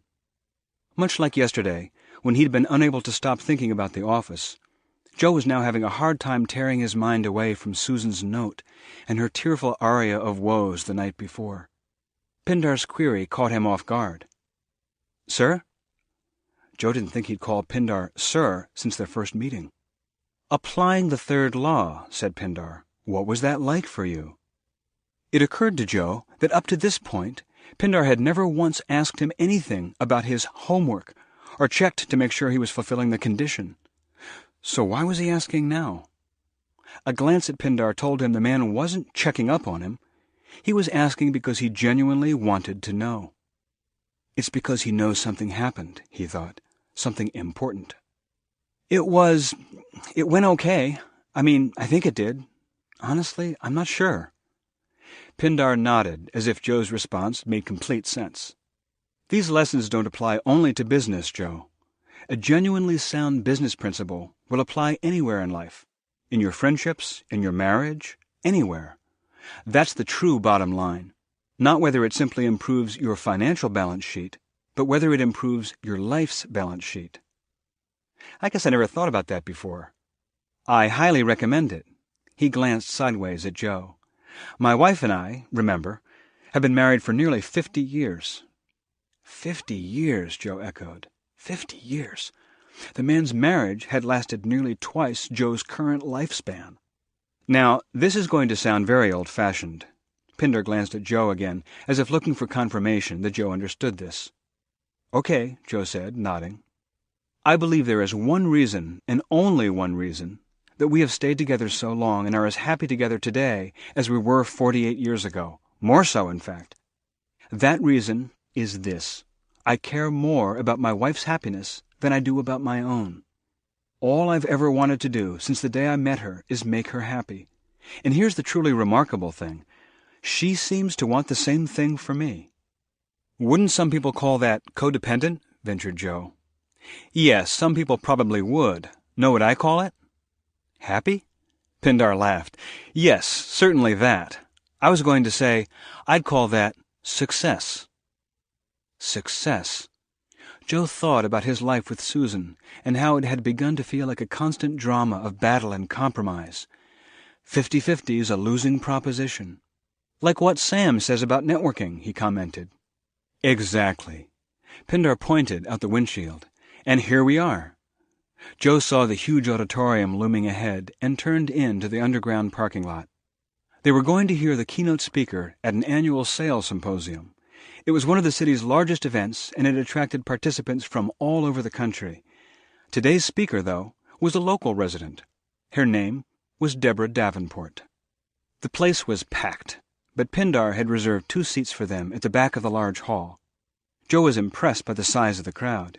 He guessed there were a good 3,000 people waiting to hear the speaker. And she did not disappoint. After the symposium's master of ceremonies gave a brief, glowing introduction, the speaker stepped center stage to a standing ovation from the crowd. She waited gracefully until they had finished their applause and seated themselves. 12 years ago, I turned 42, she began. I got 3 presents for my birthday. 1. My best friend gave me a $100 gift certificate to J.C. Penney, which in those days was the high watermark of my fashion existence. She paused, looked to the right and to the left, then leaned forward toward the audience and struck a confidential just between you and me pose. And by the way, she added, J.C. Penney is still my #1 fashion experience. This was greeted by a round of laughter and applause. She grinned and waved everyone quiet. I mean, why throw your money away on overpriced fashion that'll just be obsolete next year? Am I right? Besides, ladies, she tapped her index finger a few times to her temple. It's what's inside that makes you beautiful, not the wrapping. Another wave of laughter and applause rushed through the place. We're 60 seconds in, and she owns the room, Joe marveled to himself. Deborah Davenport continued. 2. My 3 kids pooled their money and got their mom an all-day, all-expense-paid retreat at a spa downtown. I mean, the expensive kind. All day. And they planned it so they had enough left over to pay the babysitter. In fact, for just a breath, she wavered and seemed about to cry. In fact, they had called her and set it up so she'd be there all day without my finding out ahead of time, which, knowing how nosy their mom can be, was a miracle of administrative genius and first-rate sneakiness. The crowd laughed a warm rustle of appreciation. 3. My husband gave me the most surprising gift of all. He gave me the wake-up call of a lifetime when he walked out the door and never came back. Joe felt the room take a breath and hold it. It took me 1 full year to unwrap, open, understand, and use that gift. She looked around, and Joe saw that she was meeting the eyes of individual after individual, not only in the first few rows, but throughout the crowded auditorium. Today, I want to share that gift with every one of you. For the next 15 minutes, the speaker took them through her story. At 42, suddenly single and with 3 kids to feed, Deborah had never spent a day in the mainstream workforce. As a full-time mother, wife, and manager of a busy household, she had juggled dozens of skills and worked grueling hours, but as she quickly learned, none of what she'd spent the last 20-odd years doing was considered marketable. Everywhere I applied, she told the audience, I was overage and underqualified. After her husband left town, she spent the next few months pursuing a real estate license. Deborah was a quick study and passed the exam on her first try. The following 8 or 9 months were busy with learning and trying to follow all the advice and teaching of those in her firm. They taught me every kind of sales methodology and closing technique ever invented. I learned the direct close, the deal concession close, the time-driven close, and the trial offer close. They taught me the compliment close and the embarrassment close, the best time to buy close and the never the best time to buy close, the courtship close and the shame close. I learned every close from A to Z. She paused, looked around, then deadpanned. "Oh, you don't believe me?" A ripple of laughter went through the first few rows. Joe guessed there were some Deborah Davenport fans who already knew whatever riff might be coming next. "Well, let's see," she began, then started counting them on her fingers. There was the assumptive close, the bonus close, the concession close, the distraction close, the emotion close, the future close. The people in the first row began to clap in rhythm, one clap to each new letter of the alphabet. The Golden Bridge close, the humor close, the IQ close, the Jersey City close. And now the whole audience joined in, marking each beat with a loud clap. The kill clause close, the leveraged asset close, the money's not everything close, the now or never close, the ownership close, the puppy dog close, the quality close, the reversal close, the standing room only close, the takeaway close, the underpriced value close, the vanity close, the window of opportunity close. And she took a big breath. The Xaviera Hollander close, Yaga Sisterhood close, and Zsa Zsa Gabor close. Honey, I learned how to close. The rhythmic clapping dissolved into a huge round of applause as everyone laughed and cheered at her bravura performance. She held her hands up, eyes twinkling, until the laughter and clapping died down. And let me tell you what happened. At the end of a year, I had not sold one single solitary property. And I hated it. Every single desperate, failing minute of it. The hall was silent. That Thursday, I turned 43. For this birthday, my best friend bought me a ticket to a sales symposium. Tell you the truth, I didn't want to go. But she was my best friend. She smiled. Still is, by the way. And she beamed down at the front row, where Joe guessed the woman in question was seated. So what could I do? She's awfully persuasive. Laughter from a cluster of women in front confirmed Joe's guess. I went to the symposium. She looked around, as if suddenly recognizing where she was for the first time. Actually, it was this symposium. Matter of fact, I sat right where you all are sitting right now, on a Thursday afternoon in September, just like this one. That year, the keynote speaker was a man I'd never heard of before. He talked about the importance of adding value to what you sell. Whatever it is you sell, he told us, even if it's a mundane commodity that everyone else is selling too, whether it's real estate, insurance, or hot dogs. And with a chill, Joe realized that Ms. Davenport was talking about the man sitting next to him. Whatever it is, he said, you can excel by adding value. If you need money, he said, add value. And if you need a lot of money, add a lot of value. Now, people in the audience laughed when he said that, but I didn't see anything funny. I was sitting way in the back, feeling just awful about my life. Somehow I got up the courage to raise my hand. His eyes lit right on me, and he said, "Yes, the woman in back." And I stood up and said, "What if you need a lot of money fast?" He nodded, smiled, and said, "Then find a way to add a lot of value fast." The audience responded with a quiet ripple of laughter. Ladies and gentlemen, let me tell you, I thought about what he said all that weekend. I thought about it hard. What value could I possibly add to a real estate listing by a failed broker in a buyer's market? Sunday evening, it came to me. What could I possibly add? Nothing. There was not one single solitary shred or ounce of value I could think of that insignificant little Deborah Davenport could add. After a year of trying, I'd proven I had no professional value whatsoever. What I had to offer these clients was nothing. That Sunday evening, I made up my mind. It was time to quit. She paused. She paused again, took a breath to steady her emotion. She tapped her finger on her temple again and looked out at the group. You understand what was going on in here? When my husband walked out that door, my self-esteem got up and walked out with him. Joe noticed hundreds of heads nodding.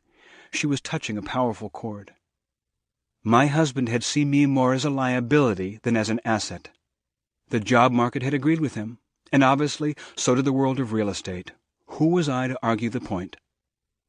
Joe glanced around and noticed quite a few damp pairs of eyes.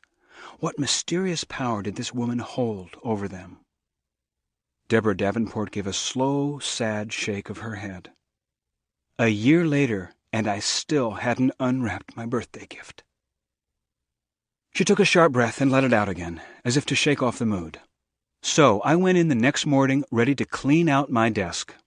I had one last appointment that I couldn't weasel out of, so, purely out of obligation, I met the prospect and drove her to see the house. It's already over, I told myself, so what the heck? I just let myself have a good time with her. I let go of all the techniques. I didn't even bring spec sheets in the house. She clucked disapprovingly. On the way over, we just chattered, talked about everything and anything, silly stuff. I couldn't tell you for sure whether I even told her the asking price. It was the most unprofessional, sloppy, irresponsible, disgraceful sales presentation in the history of real estate. She held up both hands in an attitude of exasperation, as if to say, "What a ditz, huh?" And of course, she bought the house. It took a full minute for the applause to die down enough for her to go on with her story.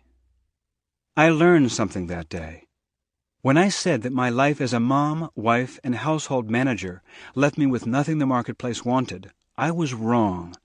There was something else I'd learned over those years, and that was how to be a friend, how to care, how to make people feel good about themselves. And that, my friends, is something the marketplace wants very much, always has, always will. The speaker at that symposium had said, "Add value." I had nothing to add but myself. And apparently, that was exactly what had been missing. She paused and took a deep breath, giving her feelings a moment to settle.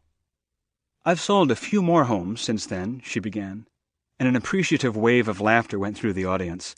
Everyone present knew Deborah Davenport's sales record.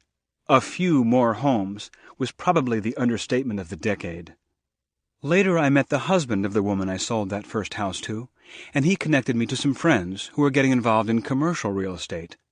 I'd said I would never do that. Wrong again. Deborah Davenport's comment, "and he connected me to some friends," touched a loose thread in Joe's mind, something he'd meant to ask a few days earlier but had forgotten about until now. He leaned over to Pindar and whispered, "The connector?" Pindar smiled and nodded. "Aha!" thought Joe. So it was Deborah Davenport who sold Ernesto, the enterprising cafe owner, his multi-million-dollar commercial properties. When would he get to meet this connector character? "And I've had the honor of being named this city's top realtor in both residential and commercial markets." Joe's mind was still buzzing. If it was this connector who had linked up Ernesto Iafrate and Deborah Davenport and had helped arrange the financing for Nicole Martin's fledgling software business, he leaned over again and whispered, "Who are we going to meet tomorrow?" Pindar whispered, "Ah, the Friday guest." He nodded to himself. "The Friday guest is a surprise." "It's the connector, isn't it?" Joe asked. "I'm finally going to meet the connector." Pindar just smiled and wouldn't say another word. "And in the past few years," Deborah Davenport was saying, "I've crisscrossed the country speaking to groups just like this group today. And I tell every one of them the same thing. I'm here because I have the awesome responsibility and honor of selling you something far more valuable than a house. What I'm here to sell you on is you. People, remember this. No matter what your training, no matter what your skills, no matter what area you're in, you are your most important commodity. The most valuable gift you have to offer is you. Reaching any goal you set takes 10% specific knowledge or technical skills, 10% max. The other 90+% is people skills. And what's the foundation of all people skills? Liking people, caring about people, being a good listener? Those are all helpful, but they are not the core of it. The core of it is who you are. It starts with you. As long as you're trying to be someone else, or putting on some act or behavior someone else taught you, you have no possibility of truly reaching people. The most valuable thing you have to give people is yourself. No matter what you think you're selling, what you're really offering is you. She glanced toward the back of the hall, and Joe was startled to realize that she was looking directly at him. Or at least, it certainly seemed like it to Joe. "You want great people skills?"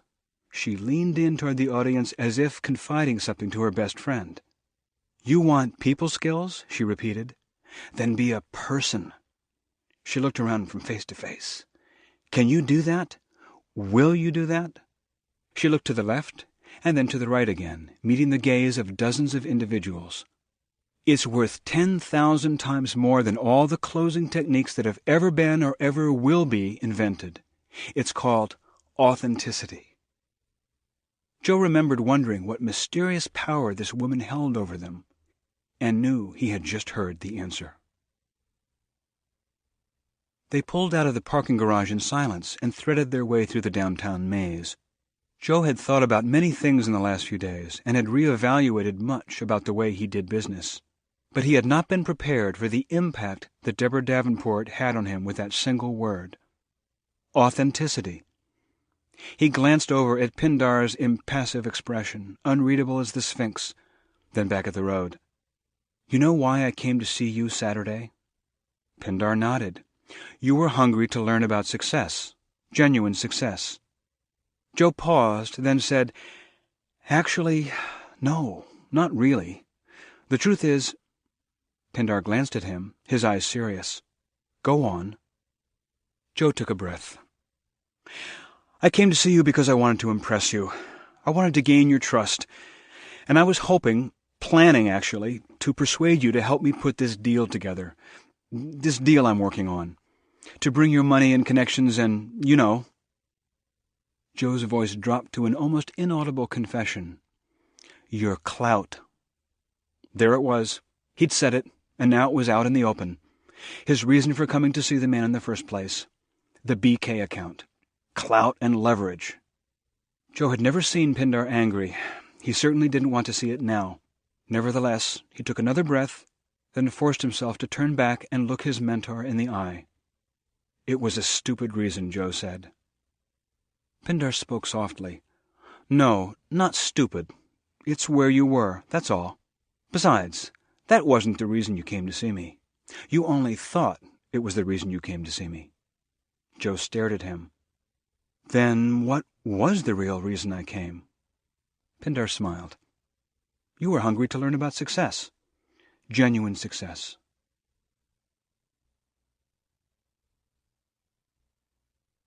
The fourth law, the law of authenticity.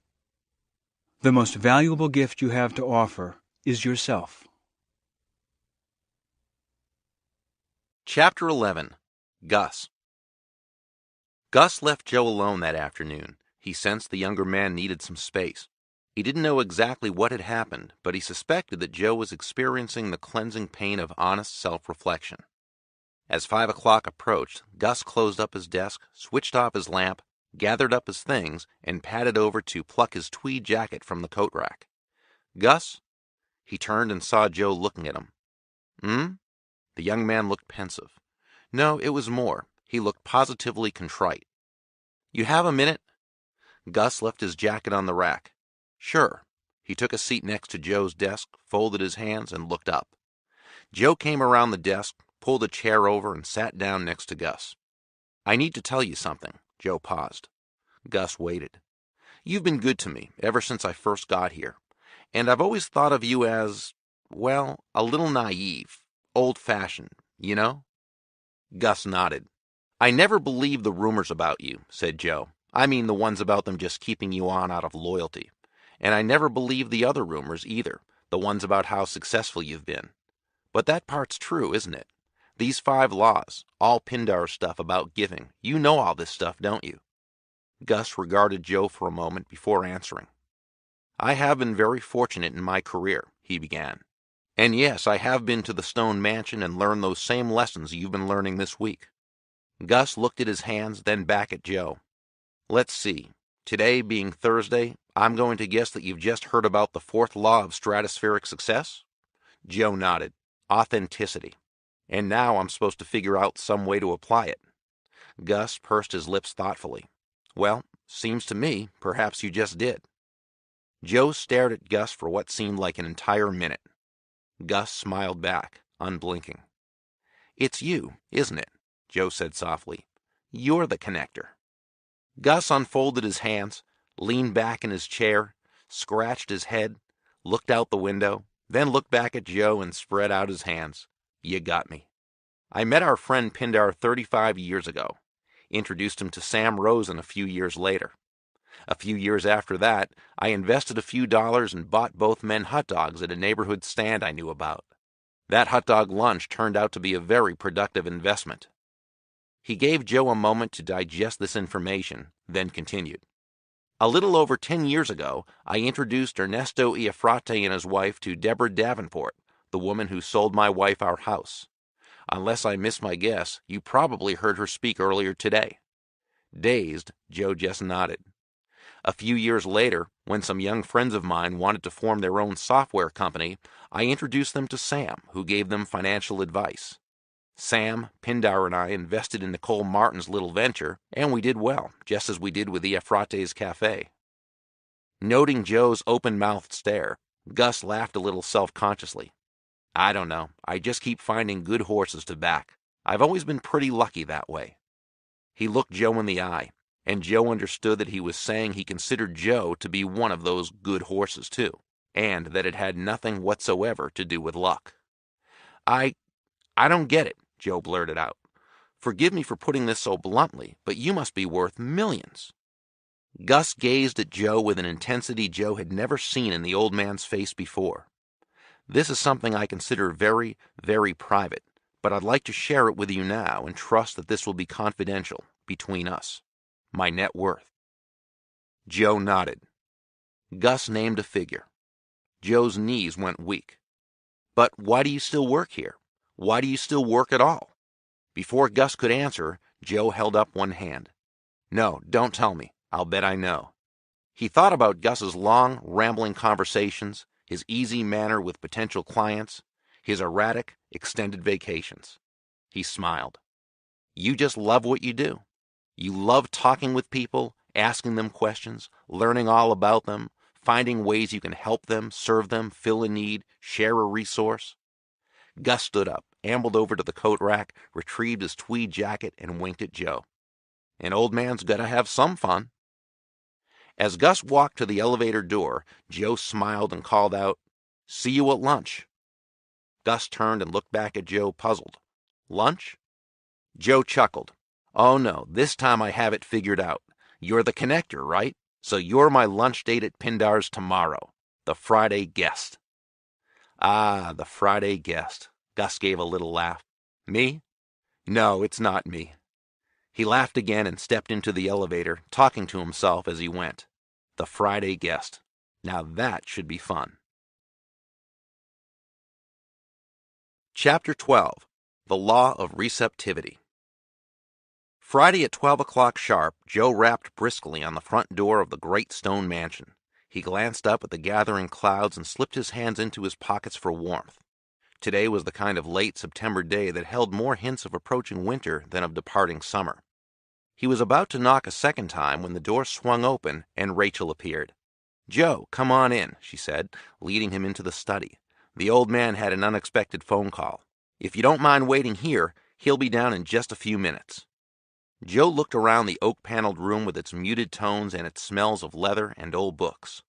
You're not going out today, Rachel said in answer to Joe's unspoken question. Today's the day you dine here. Joe noticed that Rachel said this as if it were part of an established sequence, something she'd explained many times before. Today's the Friday guest, huh? Rachel smiled. Exactly. Can I ask you a question? Joe had been itching to have this conversation ever since Wednesday when Pindar had told him Rachel's story. Sure. What's it like, working for Pindar? Rachel hesitated, then smiled at Joe. Honestly, she sat down in one of Pindar's wingback chairs, it's been amazing. In the years since she had first come to work at the Stone Mansion, Rachel had learned more about the art of good business than most entrepreneurs would pick up in a lifetime of experience. She learned about finance and philanthropy, negotiation and networking, resources and relationships. Pindar's principles of cooperative commerce from A to Z, she said with a grin. And she applied all these lessons by throwing herself into the earnest study of her passion, the making of excellent coffee. Starting with a long conversation at Ernesto's cafe, Rachel had explored the world of restaurant supply, carefully researching the most reliable supply lines to all the best equipment, such as commercial-scale roasters and grinders. She also taught herself to source premium coffee beans from all over the world. She started by getting to know a few individual coffee farmers in Colombia that she had connected with through her Spanish teacher at college, who was Colombian. Quickly picking up the region's different Spanish dialects, she easily made additional contacts in the surrounding countries of Ecuador, Venezuela, Peru, and Brazil. Soon she widened her network to other continents as well, establishing friendships with growers in Sumatra, Indonesia, Kenya, Yemen. "Do you know how many coffee-producing countries there are on our little planet?" she asked. Joe thought for a moment. 20? More than 3 dozen. And over the last 12 months, I've developed personal relationships with coffee growers in every single one of them. Joe was stunned. With this extraordinary network, Rachel could bypass the brokers and middlemen and tap a worldwide supply of the highest quality coffee at exceptionally low prices. And then there were all the people she'd served coffee to in Pindar's living room over the last 12 months, which brought her contacts with first-class expertise in every aspect of business, from import-export to international financing to management and human resources. In fact, if she wanted to, Rachel could probably walk out of the house and within 48 hours lay the groundwork for a global gourmet coffee empire. "Oh my gosh," Joe blurted out. "Of course." He slapped himself on the forehead and laughed. Of course what? A big smile crept over Joe's face. He leaned back in his chair and pointed at Rachel. "Of course. You." "Me," said Rachel. You've been here all week, so it never occurred to me, and it was right in front of my nose the whole time." Rachel arched her eyebrows. "Yes?" Now Joe pointed at Rachel with the index fingers of both hands like a pair of pistols. "You're the Friday guest. Admit it." Rachel sighed and held up her hands as if to say, "I give up, you win." "Good guess." Joe beamed. But no dice. Joe's smile faded. Rachel cocked her head, listening. Ah, his phone call's over. She got to her feet. "When you're ready, can you find your way to the terrace? He said you two will sit out and eat lunch while you wait for the Friday guest to arrive."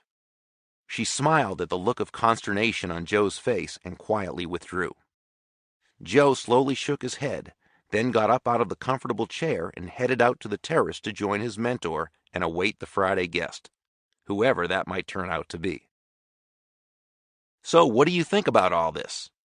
For the past 20 minutes, the two of them had enjoyed the most wonderful lunch of cold cuts, fresh breads, and an array of pickles, olives, relishes, and the like. Joe counted 5 different types of mustard, and he had managed to sample every one of them. But he knew Pindar's question was not about the lunch spread.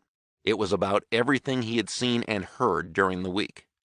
Joe hesitated, then spoke carefully, as if stepping from stone to stone across a river. "I think it all sounds amazing, wonderful, really wonderful." He paused, feeling the spreading warmth of the late September sun. "And?" prompted Pindar.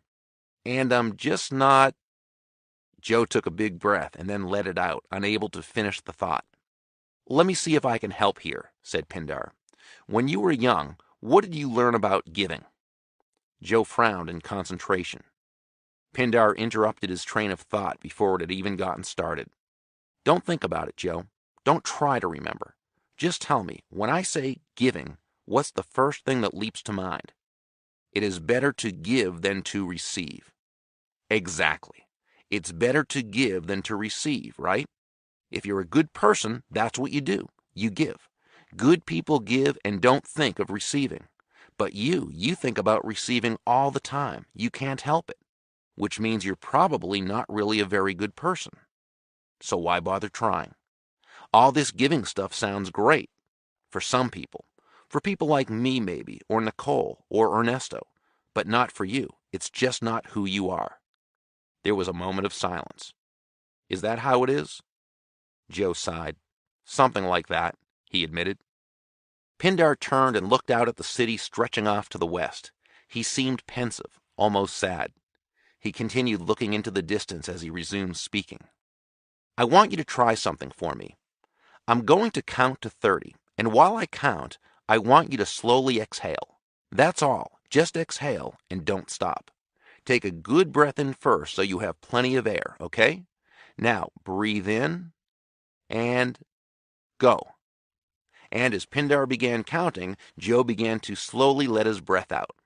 By the time Pindar had reached 9, Joe was hunching forward and turning a bit pale.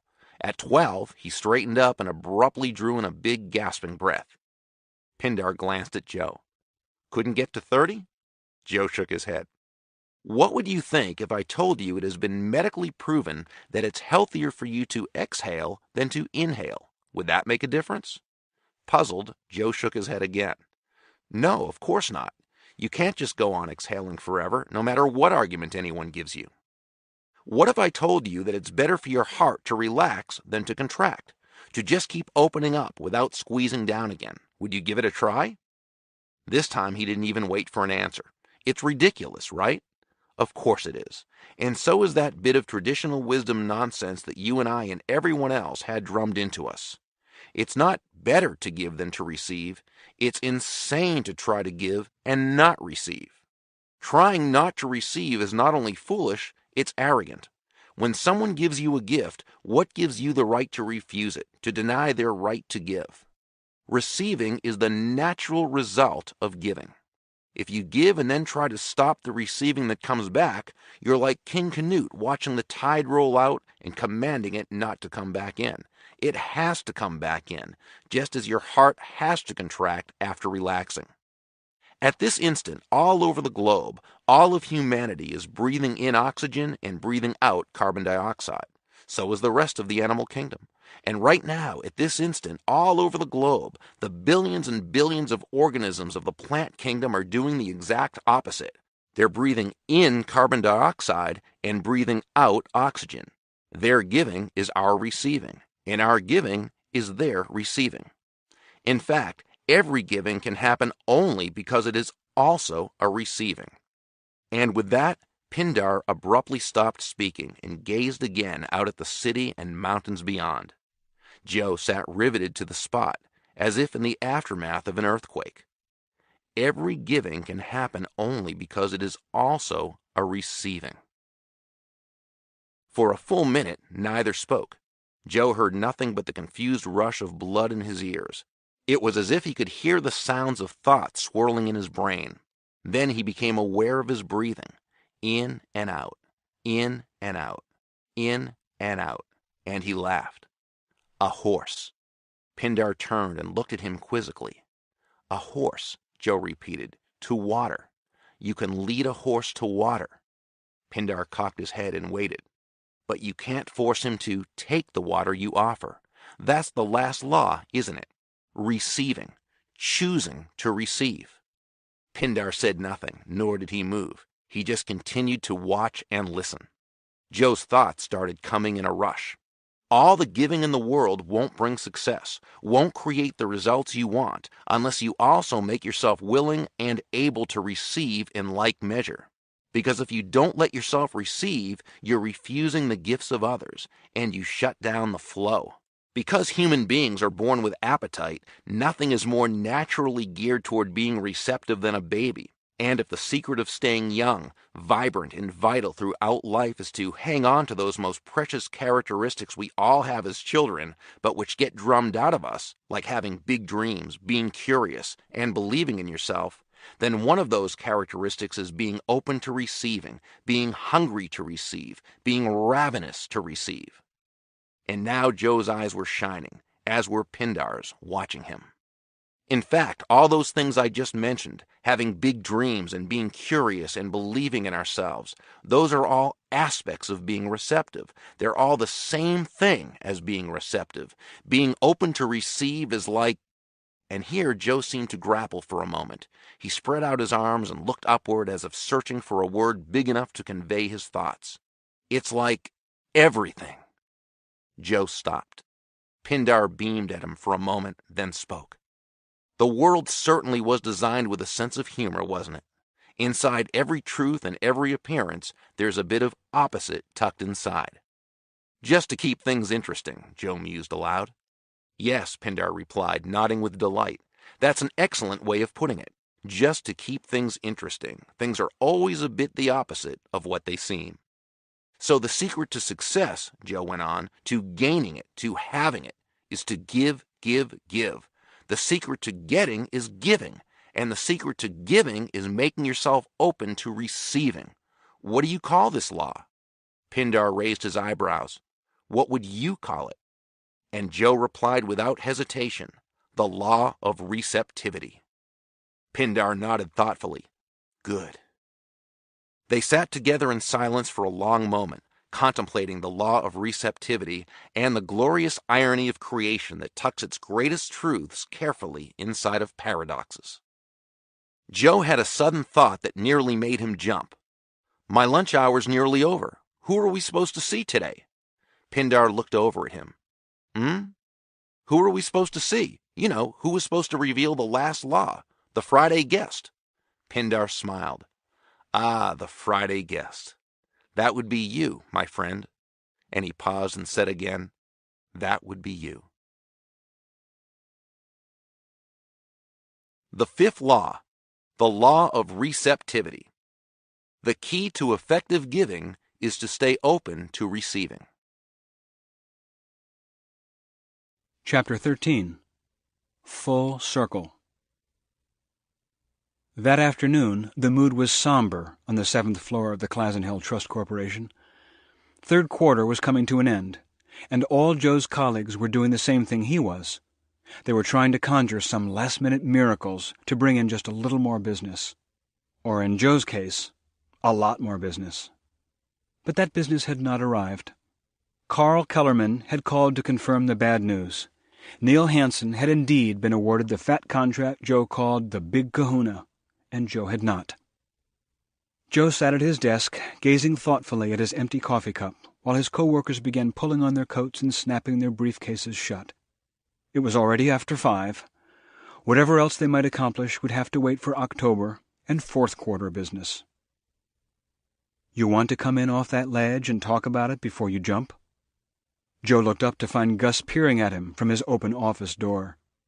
Joe gave a half-hearted laugh and motioned for his friend to join him. Gus took a chair by Joe's desk while Joe fiddled with a pencil. Well, Gus, I just lost the account of my career and blew my third quarter numbers. I'm not even sure what'll happen to me now.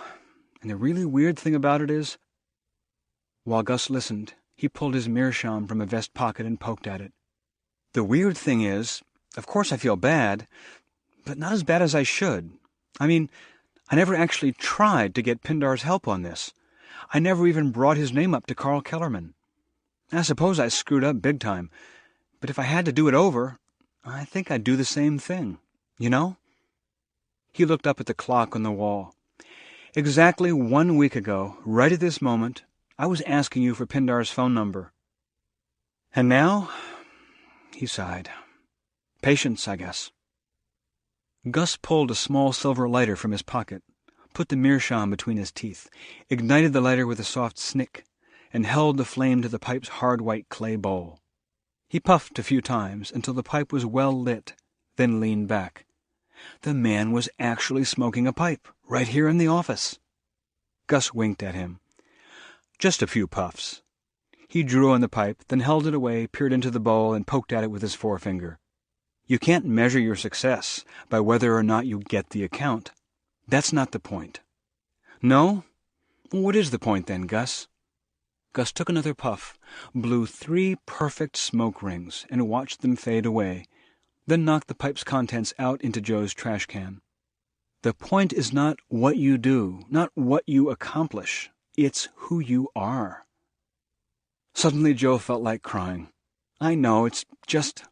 He looked up into Gus's face and was struck by how much his kindly expression reminded him of Pindar's. It's just... I hate to sound so pragmatic and mundane, but what good is all that if it doesn't generate any wins in the marketplace? I could be a saint and starve to death. Joe cast a forlorn glance around the office, looked up at the clock, and suddenly sat bolt upright. Ah, the last law! Gus raised his eyebrows. I'm supposed to apply the law of receptivity. The key to giving is being open to receive. But how am I supposed to do that? How do you go about being actively open to receive?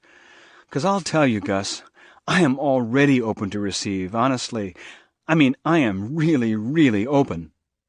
He sighed and hunched back in his chair.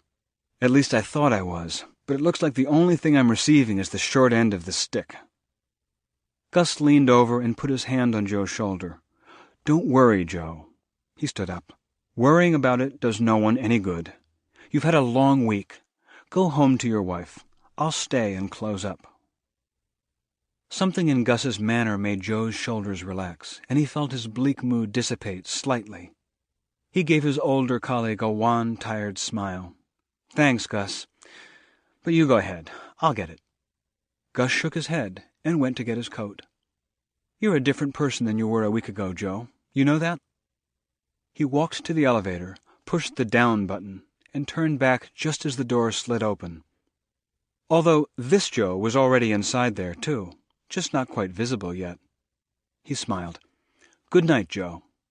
"Night, Gus, and thanks." Alone in the office now, his eyes closed, Joe sat, quiet. He could feel the daylight ebbing. Time to close up. He slowly got to his feet. He ambled over to the coffee urn, dumped out the shallow, bitter pool of late-afternoon coffee, removed and discarded the cool, damp grounds, rinsed out the big metal cylinder, and began to wash the area around the percolator with wet paper towels. As he washed the cups, drying and stacking them neatly in the cupboard, he thought of Rachel and her illustrious brew. He felt an odd smile of contentment bubble up from inside and spread over his face.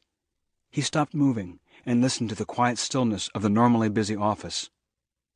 What was it he was feeling?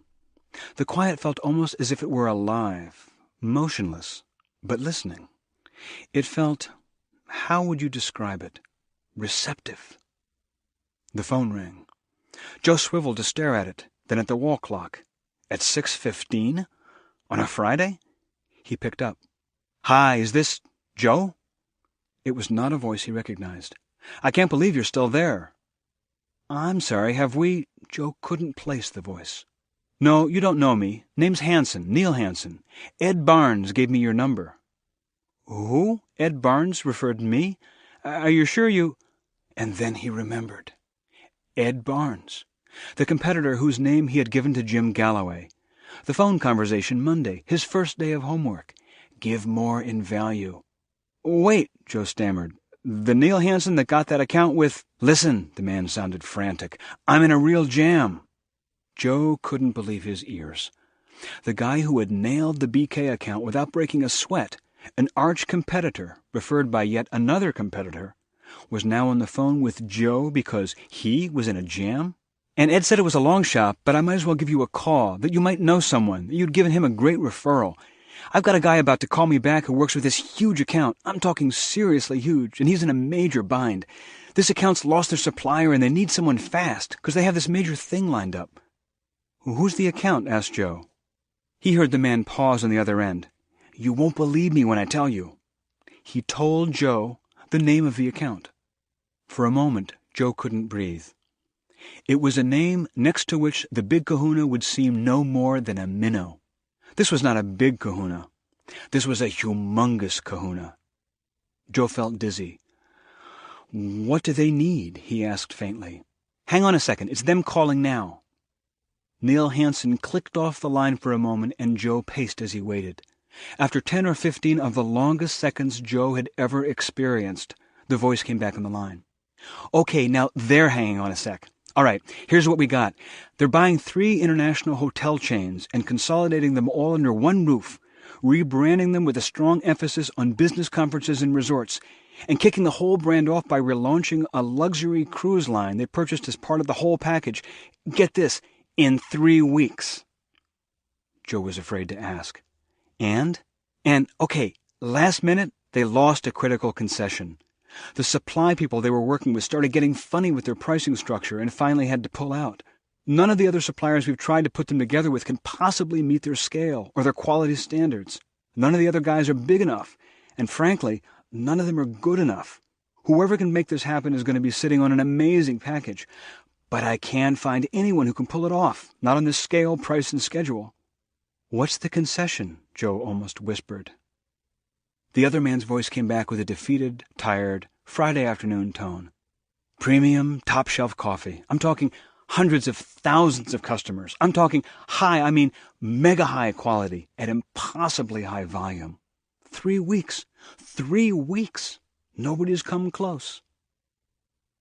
Joe took a long, slow breath, then sat down slowly in his chair. He smiled. "You know," he said, "I just might know someone." Chapter 14. The Go-Giver. The young woman emerged from the parking garage, blinking in the bright August sunlight. "You'll do fine, Claire," she murmured to herself for the 3rd time that morning. She'd been communicating with this company for a few weeks now, but it had been all by phone and email. Today she was going to meet the man himself. "You'll do fine," she repeated, and headed down the block. Claire had done quite a bit of research on this young company in the past few weeks, hoping to gain some insight into exactly what might have catapulted it into such amazing overnight success. It was not quite a year since one of the company's founders had had the good fortune to land the huge contract that launched the business she was about to visit into its stratospheric rise. One of those sweetheart deals that comes along once in a lifetime, if then, was how one magazine article had described it. Yet in the 10 months since, he and his partners had come into one good stroke of luck after another.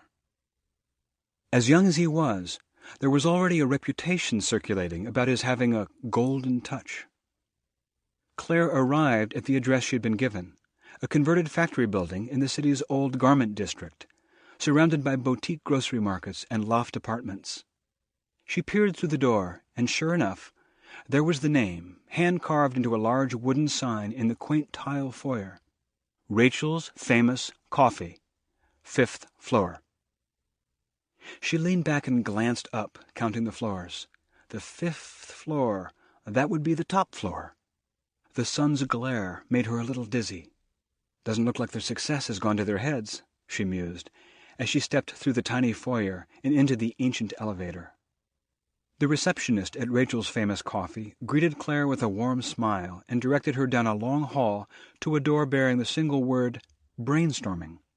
She knocked twice, softly, then twice again with more assurance. The door swung open and she heard a man's voice exclaim, "Come in!"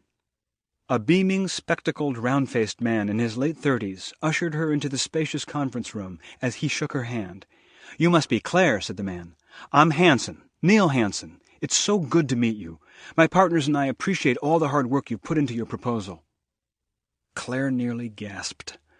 The huge polished hardwood conference table in the center of the room was covered with an elaborate scale model of what looked like a tiny mountainside settlement. On the outskirts of the village, a bank of wind-powered turbines drove a nearly invisible irrigation system that snaked through a series of tiered fields. The designer in Claire marveled at the simplicity and efficiency of the whole thing. It was stunning. "Thank you very much, Mr. Hansen." Claire glanced up at the wall on the other side of the table and saw that it was covered with breathtakingly beautiful photographs, all of them black and white shots of children of varying ages and modes of dress. The man followed her gaze and smiled warmly. "Amazing, aren't they? There's no force more powerful than the trust in a child's face." He walked around the table with Claire as she took in photo after photo. "Many of them are the children of our partners in the different regions where we do business. Rachel took all these herself on her last trip," he added. "She'd be here to meet you, too, but she's out of the country right now, back in Central America, nailing down some key connections for a big project we're launching later in the fall. Big project, I'm talking seriously huge. But hey, you're here to see my other partner anyway, yes?" Claire nodded. "Why don't you go ahead in," said Neil Hansen, gesturing to a connecting door in the next office. "He's expecting you." "Claire, welcome. Thanks for taking the time to see me," said the 3rd founding partner of Rachel's Famous Coffee. "It's an honor, sir," Claire replied as she wondered, why is he thanking me? "Please, call me Joe. If you say, sir, I won't know who you're talking to." Claire smiled. Despite her nervousness, something about the man's voice had put her curiously at ease. "All right, Joe." "Thank you," said Joe. He showed her to a chair, then took a seat himself. "Claire, I want you to know that we all genuinely appreciated your proposal. It's obvious you put a great deal into it." He paused briefly. "I need to let you know," he continued, "that we've decided to give the fall marketing campaign to your competition." There it was, the moment Claire had been preparing for all morning, yet it still hit her like a thunderclap. I appreciate your telling me in person. You're not surprised? How could I be, sir? I mean, Joe. They're a big firm, and I'm a solo freelancer. The fact is, they have a lot more to offer you than I do. Actually, Joe replied, with all due respect, we don't think so. More experienced, yes, and they're excellent at what they do. But frankly, Claire, you're very talented, and what's more, you've got heart. Heart? Claire was confused. I just told you that we're giving this contract to your competition. Your response was to thank me and give them a compliment. You've got heart. In fact, Joe continued, that's why I asked you to meet with us today. The campaign we're giving your competition is an important one, but we've got another project that in the big scheme of things is even more so. My partners and I have started a foundation that is about to launch a major international initiative. The purpose of the Rachel's Famous Coffee Foundation is to work with indigenous communities throughout Central America, Africa, Southeast Asia, all the coffee-producing countries in the world, helping to create community-based, self-sufficient business cooperatives. He paused a moment to let Claire absorb what he was saying. This project is going to make a genuine, lasting difference for communities all around the world. It's going to take a significant amount of money to fund it properly. We need someone to design and coordinate the global effort to raise that money. I know this is a little different from what you've been doing up until now, but we'd like that someone to be you, if you're interested. Claire was too thunderstruck to say a word. Joe nodded as if Claire had spoken, and continued. Of course you'll need to think about this. What I'd really like is to have my wife, Susan, tell you more about it. She's the smartest civil engineer I know, and we've been lucky enough to persuade her to leave her position with the city and join us. And, he glanced at his watch, she'll be meeting me in a few minutes downstairs to go for lunch. Do you have time to join us? Claire paused, looking for the right words. Sir? Joe? Joe said nothing, but gave a gentle nod as if to say, Go on. How do you do all this? Joe looked slightly puzzled. Do all what? How do you create these amazing situations? It's not even a year since you and your partner started this whole thing. Most people would still be struggling just to get a new business off the ground, and you're already launching massive projects and having a worldwide impact. I guess what I'm saying is, I'm very flattered by your offer, and I'm certainly interested in learning more about the project. Very interested. But what I'm most interested in learning is how you do what you do. It's got to be more than just being lucky or in the right place at the right time. Whatever it is you three have tapped into, I'd sure love to know what it is and how it works. For a moment, Joe seemed lost in thought.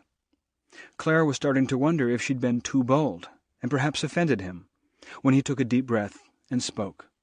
A question like that deserves a clear, complete answer, and I promise to give you exactly that, over lunch if you're free to join us. Have you ever been to Iafrates? It's our favorite. Claire heard herself say, Thank you, and No, I haven't. Joe smiled as he got to his feet. There's someone there I'd like you to meet.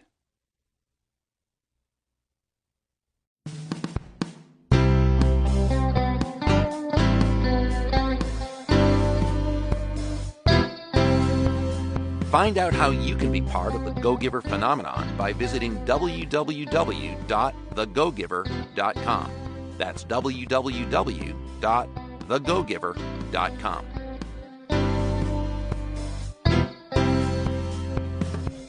This has been a Gildan audio production.